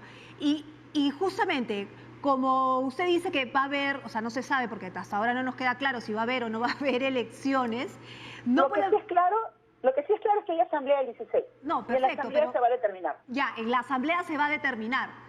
¿Y qué pasa con el jurado? Porque se supone que ustedes tienen que coordinar con los entes electorales también. Exactamente. Nosotros tenemos un mandato constitucional de que el Colegio de Abogados de Lima haga una elección para remitir un miembro al Jurado Nacional.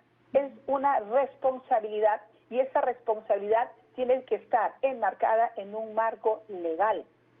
Porque no podemos y no debemos hacer una elección al galope, irregular, incumpliendo normativas estatutarias y es más, incurriendo en delitos a razón de dar una premura que si es necesario enviar un representante. Y nosotros como Junta Directiva desde el mes de mayo lo estamos solicitando.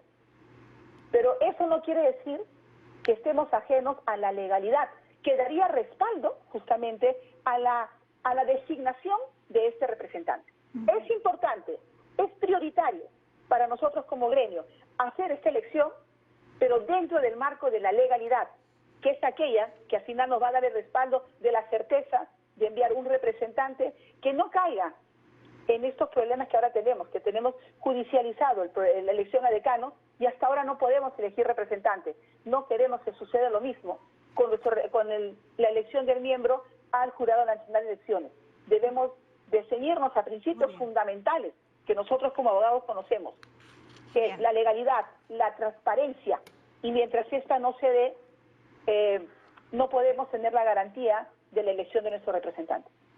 Bueno, lo cierto es que mientras ustedes discuten internamente, el Pleno del Jurado Nacional de Elecciones ha quedado con 3 miembros y necesitamos justamente que ustedes elijan a su representante para completar la composición del jurado. Estamos a 7 meses de elecciones generales.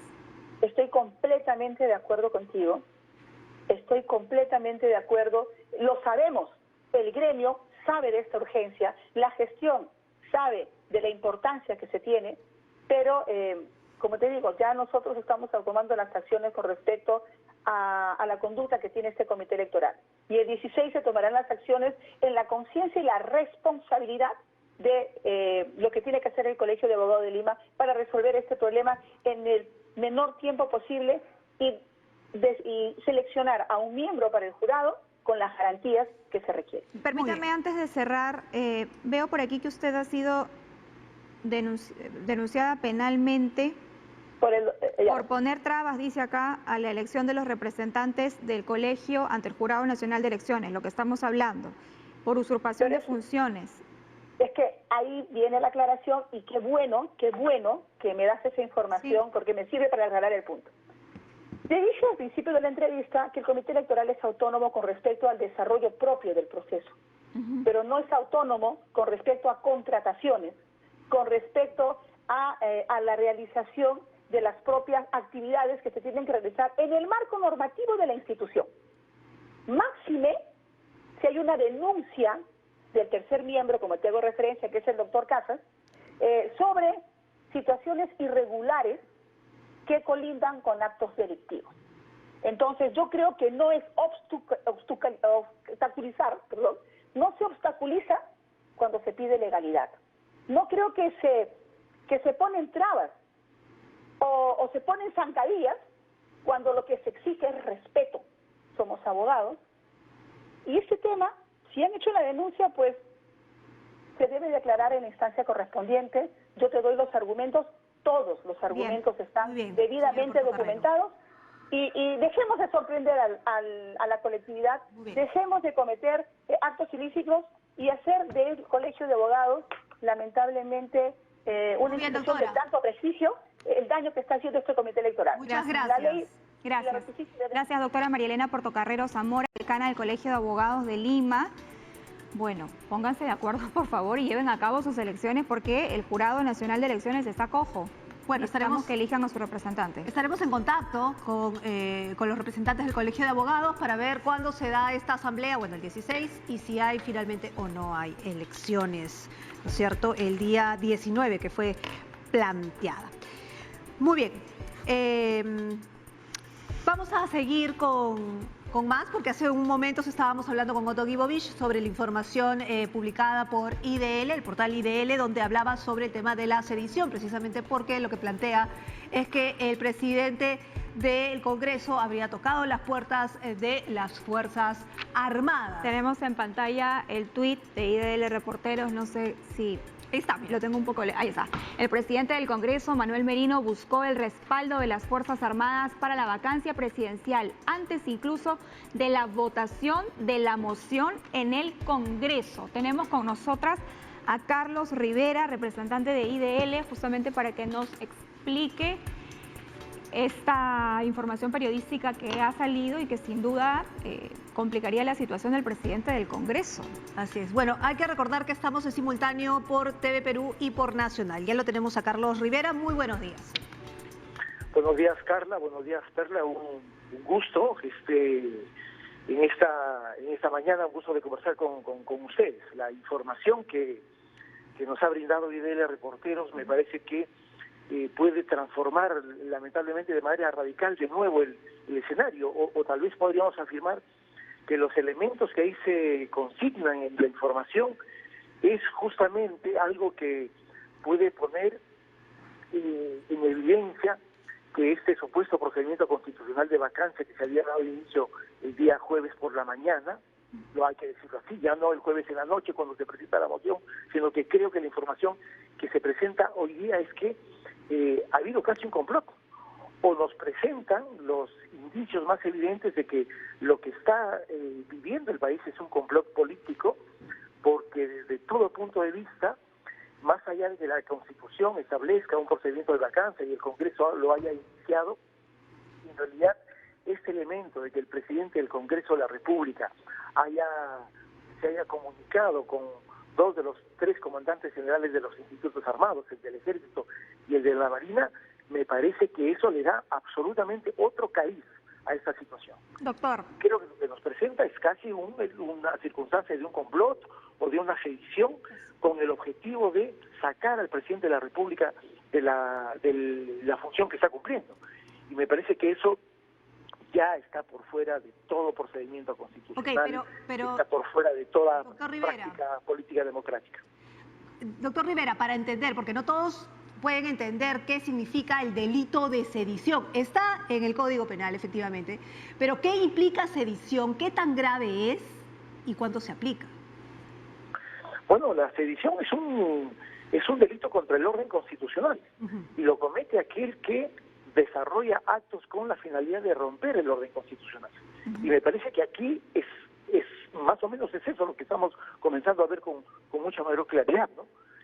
Hasta el día de ayer lo que veíamos es justamente una acción arbitraria, yo diría prepotente y sobrepasada de parte del Congreso de querer vacar al presidente de la República de una manera absolutamente acelerada. Pero creo que este elemento, lo que dice el reportero, es de que el jueves por la tarde, no después de las 10 de la noche cuando ya se había presentado la moción de vacancia presidencial, sino que en la tarde el presidente del Congreso, el señor Merino de la Lama, se comunica con los comandantes generales de los institutos armados, el del Ejército y el de la Marina, para anunciar esta circunstancia. Ese asunto, desde mi punto de vista, primero que está absolutamente fuera de sitio. El presidente del Congreso no tiene que comunicar absolutamente nada a ningún comandante general, ¿no es cierto?, de ningún instituto armado. Y segundo, pareciera que el señor Merino ya tenía en sus manos una suerte de guión de lo que iba a ocurrir horas después o días después. Y eso, desde mi punto de vista, me parece que es un elemento en estas circunstancias no solamente sospechoso, sino tremendamente peligroso, porque daría cuenta de que hay un plan político, una suerte de complot para traerse abajo el presidente de la República. Y eso me parece que aproxima a Merino y seguramente las personas que han estado con él trabajando este plan a un delito de sedición. Doctor, de hecho... Por eso decía que la situación me parece que se torna muchísimo más compleja, ¿no? De hecho, tanto Edgar Alarcón como Manuel Merino han sido denunciados el día de ayer por un grupo de ciudadanos por los delitos de tentativa de sedición, conspiración y usurpación tras la difusión de estos audios. Con los elementos nuevos que presenta esta mañana IDL, a su criterio entonces se estaría configurando este delito. Mira, creo que hasta el día de ayer me parece que se tenían algunos elementos, digamos, llamémoslos indiciarios, ¿no es cierto? Creo que aquí ya estamos hablando de actos dirigidos y encaminados en ese objetivo. No tiene otra razón de ser de que el presidente del Congreso se comunique con los comandantes generales.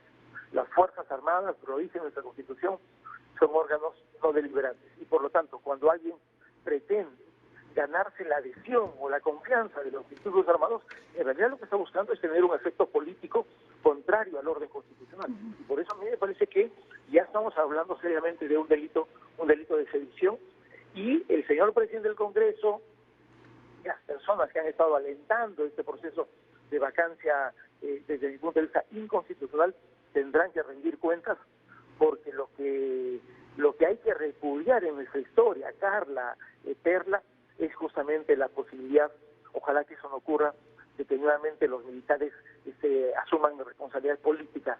Ahora, hemos tenido hace unos instantes enlazados con nosotras al congresista Otto Gibovich, quien también aparece en este artículo de IDL Reporteros. Él reconoce estos mensajes enviados al ministro de Defensa, haciéndole una consulta sobre unas declaraciones que había hecho el presidente del Parlamento. Pero si nos podría explicar cuál habría sido, digamos, la participación del congresista en todo esto.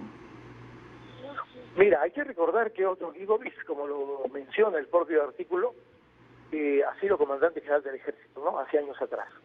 Y por lo tanto, digamos, me parece que aquí no hay que ser muy perspicaz y muy mal pensado, como se suele decir, para que probablemente un punto de contacto haya sido el señor Gibovich. Ojalá que me equivoque, ¿no es cierto? Ojalá que me equivoque.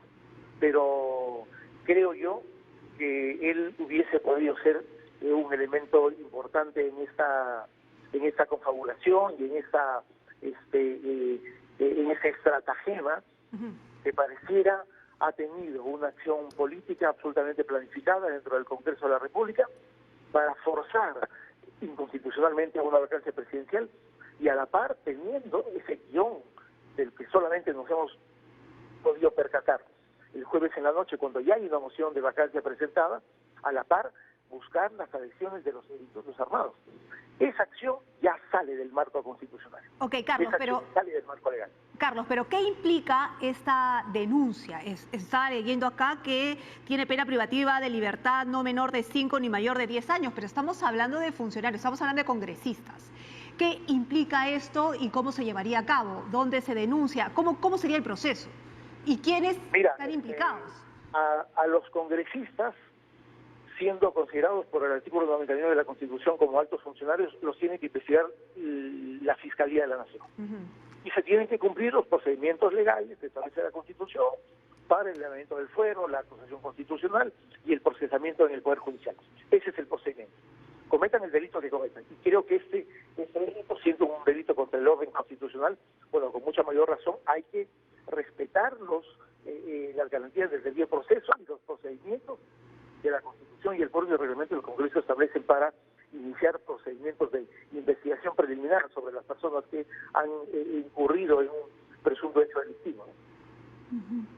Quería preguntarle también, doctor Rivera, sobre estas acciones que ha anunciado la ministra de Justicia, sobre los planteamientos que harían ante el Tribunal Constitucional, presentando una demanda competencial para ver los límites de esta vacancia presidencial por incapacidad moral permanente. Eso por un lado. Y por otro lado, lo que anunció ayer era la posibilidad de presentar una medida cautelar para detener al Congreso de la República. ¿Cuál es tu opinión? Sí, efectivamente, escuché anoche a la ministra Ana Neira.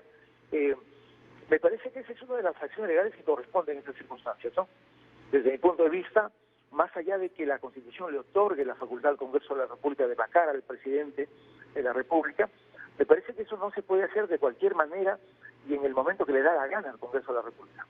Más aún si es que la causal que es invocado es esta causal de permanente incapacidad moral y política, y creo que desde todo punto de vista, primero, como ya lo han señalado un grupo de constitucionalistas de la Universidad Católica, esa imputación que se le está haciendo al presidente de la República, primero no está definida, en realidad nadie ha definido qué cosa es una incapacidad permanente moral o política, pero desde mi punto de vista también, lo que se ha escuchado en los audios, que hemos dicho algunos, ¿no es cierto?, eso pudiera dar mérito a una investigación de carácter preliminar también en la Fiscalía de la Nación, bajo ninguna circunstancia podría ser considerado aquello que el Congreso está señalando. Y por lo tanto creo que hace bastante bien la ministra de Justicia en plantear, entiendo, el acuerdo en el Consejo de Ministros hoy día por la mañana, para que el Ejecutivo plantee ese proceso competencial. ¿Qué cosa lo que se busca es poder revisar en el seno del Tribunal Constitucional si es que ese ejercicio de competencias del Congreso de la República está o no de acorde a la Constitución? Creo yo que no es así, y por lo tanto lo que se busca es un procedimiento del Tribunal Constitucional. Ahora bien, esos procesos suelen demorar varias semanas, y el plazo que tiene el Congreso de la República o que se ha autoimpuesto el Congreso de la República es un plazo absolutamente perentorio, en una semana o 10 días. De hecho, el presidente tendría que presentarse el viernes 18 ante el Pleno del Congreso. Y por eso es que escuché a la ministra Ana Neira decir que van a presentar una medida cautelar que busca establecer una cautela preliminar antes de que se tome una decisión sobre el fondo del asunto. Probablemente esto se toma de acuerdo el día de hoy, es probable que se esté presentando el lunes por la mañana, ¿no? Muy bien, Carlos, muchísimas gracias por estar con nosotros y bueno, darnos más detalles respecto a esta posible denuncia por sedición y también hablar precisamente sobre el tema de la vacancia, y sin duda seguiremos conversando porque seguramente en los próximos días habrá mucho más pan que rebanar, sin duda. La denuncia por sedición ya se presentó, ¿no? Vamos a ver cómo gira este tema. Bien, 9 de la mañana con 39 minutos. Tenemos ahora comunicación con Luis Espinosa, ex viceministro de Energía, para hablar sobre los bonos de electricidad. Buenos días y bienvenido a Diálogo Abierto. ¿Qué tal? Buenos días. Buenos días, señorita. Sí. Bien, el gobierno ha ampliado los beneficios de este bono de electricidad y ha decidido incluir a los usuarios residenciales que tengan contratado el servicio eléctrico por la modalidad de comercial prepago. ¿Podría explicarnos un poco, por favor? Sí, o sea, existen normalmente para los residenciales dos modalidades. La modalidad postpago, que quiere decir que a final de mes, después de que has realizado el consumo, se te cobra la electricidad. ¿Ya? Eso aplica a la mayor parte de los recibos, digamos a un 99% estamos en eso. Pero existen pocos recibos, o sea, pocos usuarios en zonas normalmente rurales o de cierta categoría que optan por la modalidad prepago. Así como usted prepaga el teléfono, puede prepagar la electricidad. O sea, pone, digamos, en su tarjeta de prepago 20 soles de electricidad y a lo largo del mes lo consume en la tarjeta hasta que se acabe el saldo y se corta la luz, ¿no? Entonces, esos son medidores especiales. Aplica mucho en zonas rurales. Entonces, para ellos también se ha aplicado el tema del bono, porque normalmente son consumidores de bajo, digamos, uso, ¿no? Ahora, esto es extraordinario y hasta donde sé, el bono de electricidad otorga de manera excepcional y por única vez un subsidio a favor de los usuarios residenciales focalizados que permitan cubrir los montos de su recibo de luz pendientes de pago entre marzo y diciembre de este año hasta 160 soles, ¿no es cierto? Siempre que no estén en proceso de reclamo. Así es. Sí, o sea, lo que se busca es que ayudar a las familias de bajos consumos de energía con un monto mensual hasta diciembre, que se espera que en diciembre se pueda reactivar mejor la economía y la gente ya pueda empezar a cumplir con sus obligaciones. Entonces, el gobierno diseñó esta estrategia, ¿ya?, de ayuda automáticamente en el recibo. Los usuarios que quisieran consultar si es que están dentro de esto pueden ir a la página web de Ocinermin. Ahí fácilmente ubican, Ocinermin los lleva a una vista especial donde uno selecciona en qué empresa eléctrica está, cuál es el número del suministro y le va a salir si es beneficiario o no. Eso es en automático. Ahora, según el fallo de la Corte Suprema, ya, y esto creo que es un tema complicado, no sé cómo lo van a tomar, pero hay un remesón porque en el sector eléctrico hay un fallo de la Corte Suprema. ¿Cómo va a impactar en las tarifas eléctricas? Lo que ha opinado la Corte Suprema es sobre un decreto supremo que en el 2017 emitió el Ministerio de Minas, mejorando la declaración de precios del gas utilizado en generación eléctrica. Entonces, este es un mecanismo que existe desde el año 2000, ¿ya?, que cada cierto tiempo el Ministerio lo ha ido mejorando, y la última mejora fue en el mes de noviembre del año 2017. ¿Ya? Entonces, lo que han opinado es contra esa mejora, ¿no?, diciendo que tiene que ser más eficiente, ¿ya?, porque la ley de concesiones busca la eficiencia, y ante eso lo que el Ministerio tiene que hacer es retomar lo que se tenía y mejorarlo, ¿ya? Pero yo creo que mucha gente ha confundido lo que era el concepto siempre inicial en el reglamento, que ha sido la declaración de precios, porque los sistemas competitivos siempre funcionan con declaración de precios, ¿ya? Lo que uno trata de proteger siempre a los consumidores es colocando precios tope, o sea, precios techo, que uno no debe superar eso. Entonces, la declaración funciona entre el tope y hacia abajo, ¿no? Entonces, eso es lo que al final ha dicho solamente el fallo, o sea, regresa a los conceptos de la ley de concesiones, busca la eficiencia y no pongas precios mínimos y esas cosas. ¿Y han apelado esa decisión? Disculpe, no le escuché. ¿Han apelado esa decisión? Tengo entendido que el Ministerio ha pedido algunas aclaraciones, ¿no? Okay. ¿Ya? Porque el Ministerio va a tener que volver a sacar un nuevo decreto, pero lo que el fallo hace solamente es, dice, quitarle las ineficiencias, ¿ya? Y esa ineficiencia es lo que hizo ese decreto 043 del año 2017. ¿Ya? O sea, desde mi punto de vista, eso es muy fácil para el Ministerio, regresar a lo que antes se tenía, mejorarlo un poco en lo que crea que hay que mejorar y seguimos adelante con el esquema inicial. Claro, pero ¿hay o no hay impacto en las tarifas? Todavía no se sabe, porque dependerá si es que el cambio es drástico o no, ¿ya? Si es que el cambio no es drástico, las cosas se van a mantener, ¿ya? Y se va a seguir manejando el mercado como hasta ahora, ¿no? Eso va a seguir así. O sea, todavía veremos. Así es. ¿Y el impacto sería el ministerio tiene mucho tiempo para hacer o poco? su arreglo. Si hay impacto, ¿qué tanto sería? O sea, los que impactan son los clientes. Uno tiene que entender que cuando uno altera los precios de los mercados, ¿ya?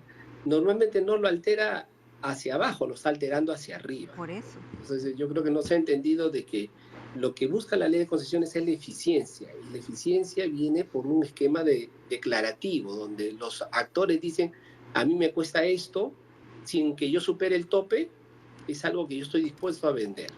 ¿Ya? Entonces, así funcionaba el esquema desde el año 2000. Entonces, eso era lo que el reglamento había colocado, un reglamento especial del ministerio, que nadie ha ido contra ese reglamento, ni contra ese esquema. Muy bien. Podemos tener nuestras opiniones contrarias o no, pero esa era la base del desarrollo del gas en el Perú. Bien, gracias a Luis Espinosa, ex viceministro de Energía. Nosotros tenemos que hacer una pausa y regresamos con más en Diálogo Abierto.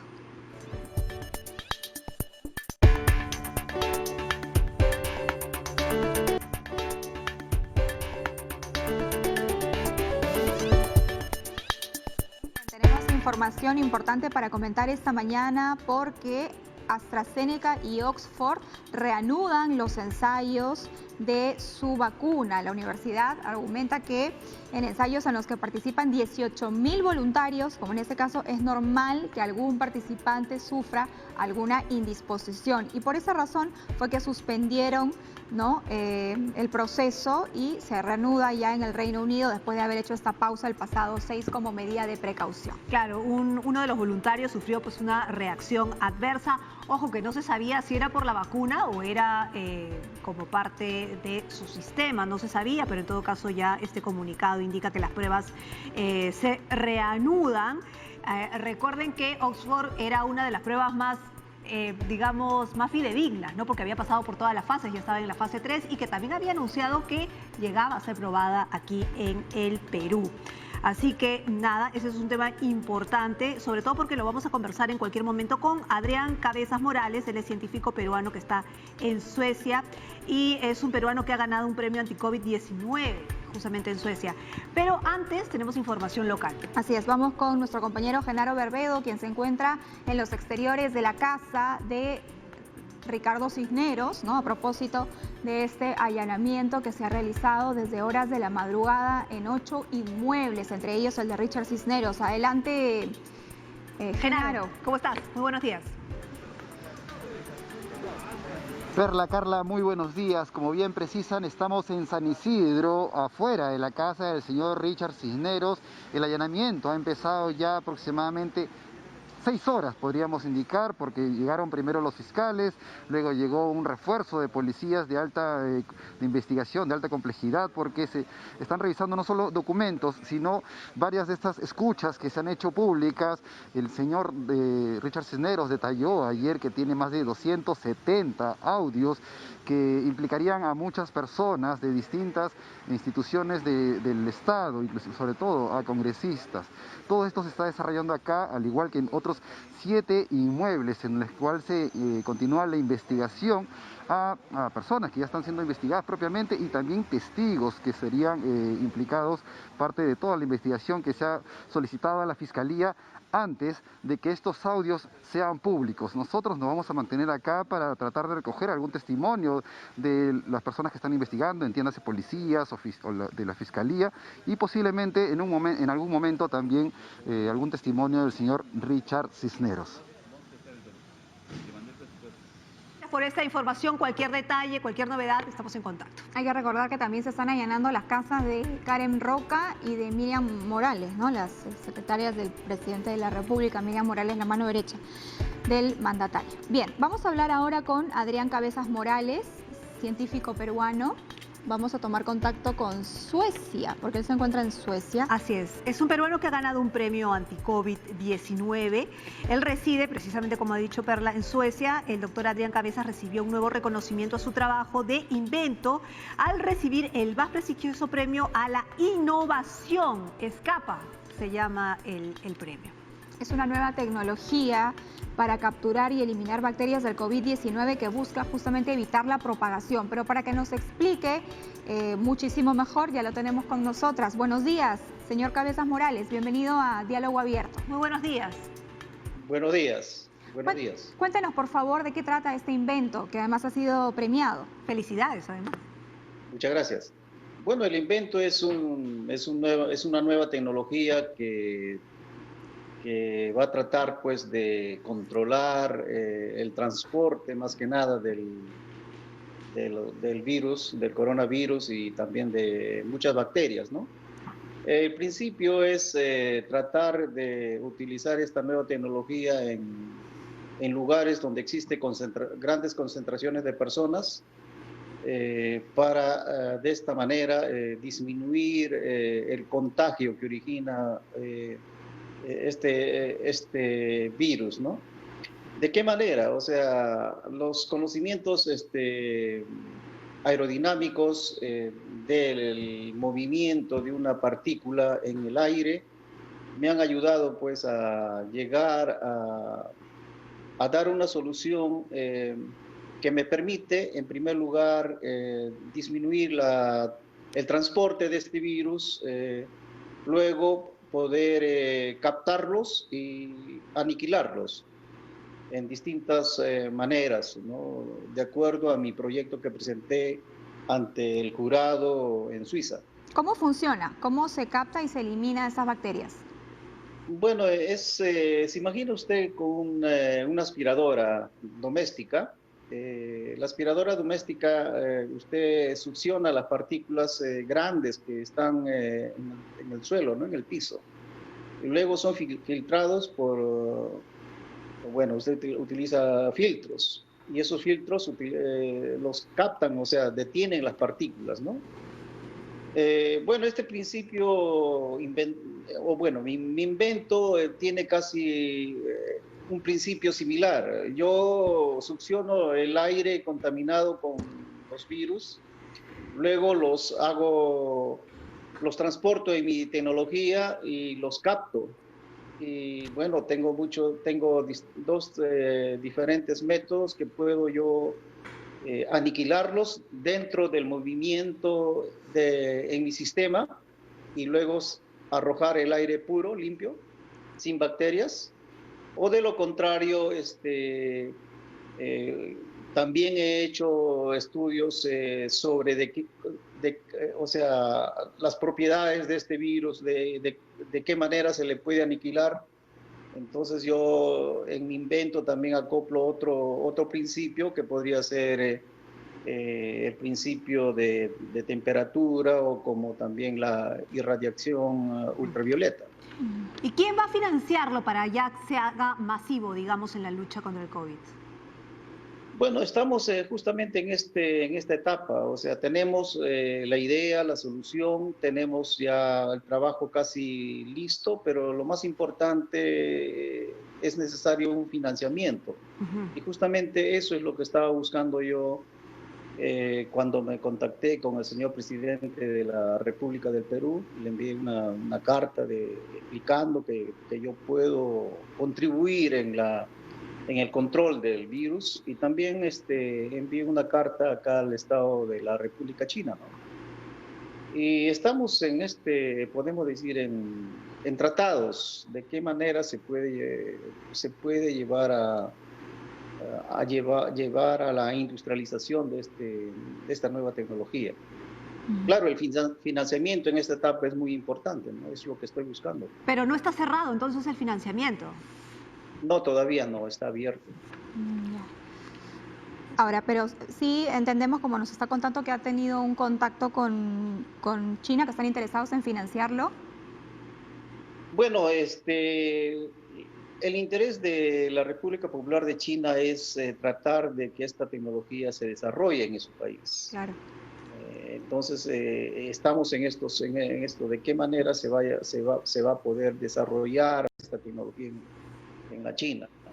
Pero tampoco no es solamente pues irse a la China y comenzar a desarrollar, existe muchos parámetros que también se tienen que llevar a cabo. Y cuéntanos un poco sobre su trayectoria, su experiencia, cuántos años viviendo fuera del Perú. Bueno, yo soy peruano, salí del Perú cuando yo tenía 18, 19 años. Yo provengo de una familia humilde, en primer lugar, pero mi padre siempre me inculcó que solamente con el conocimiento uno puede demostrar quién es. Justamente gracias a él he podido pues, llevar ese consejo hasta hoy. Salí del Perú en el año 1980, llegué a la Unión Soviética, terminé mis estudios todo en excelente, en notas excelentes, ocupando los primeros lugares en la Unión Soviética en esos entonces. Luego la Comisión Estatal de la Unión Soviética me becó para poder yo proseguir mis estudios de doctorado, porque ellos, ¿cómo le puedo decir? Les interesó la solución que ofrecía yo para poder crear un nuevo material para la construcción de aeronaves. Y en este país trabajé hasta el año 2000. Trabajé como científico, trabajé como profesor. Luego regresé al Perú a tocar puertas para poder involucrar todos mis conocimientos en mi patria, pero lamentablemente las puertas estuvieron cerradas, no tuve suerte, ¿no? Y hablando dígame. Y hablando de puertas, cuando usted le escribió al presidente para hablar sobre su invento, ¿no es cierto?, para trabajarlo, ¿recibió respuesta? Bueno, una carta creo que de la Secretaría, donde me explican de que mi carta ha sido transmitida al Ministerio de Ambiente y el Ministerio de Salud. Claro, sería importante que las autoridades peruanas se comuniquen con usted para tener mayor conocimiento sobre este invento y poder utilizarlo, ¿no? La ciencia, como siempre, al servicio para poder salir de esta situación tan crítica por la pandemia en la cual nos encontramos. Muchas gracias, señor Adrián Cabezas Morales, científico peruano residente en Suecia, y felicitaciones por este invento, ¿no?, que promete revolucionar un poco la situación a raíz del COVID-19. Y que el financiamiento llegue pronto. Sí, claro que sí. De todos. Gracias. Muy bien. Gracias y hasta luego. Bueno, son las 9:59 del día. Hemos tenido de todo como en botica, así que muchas gracias a todo el trabajo en equipo que hacemos siempre. Claro que sí, somos un equipo aquí que trabajamos desde la madrugada con nuestro productor Ricardo Alba. Y el mandamos switch, un abrazo. los camarógrafos, asistentes, todos. Así que gracias a todos por acompañarnos en nuestro trabajo. Mira, y a Brenda también, ya está con nosotros, Brendita. Gracias, que tengan un buen fin de semana, quédese en casa. Nos vemos.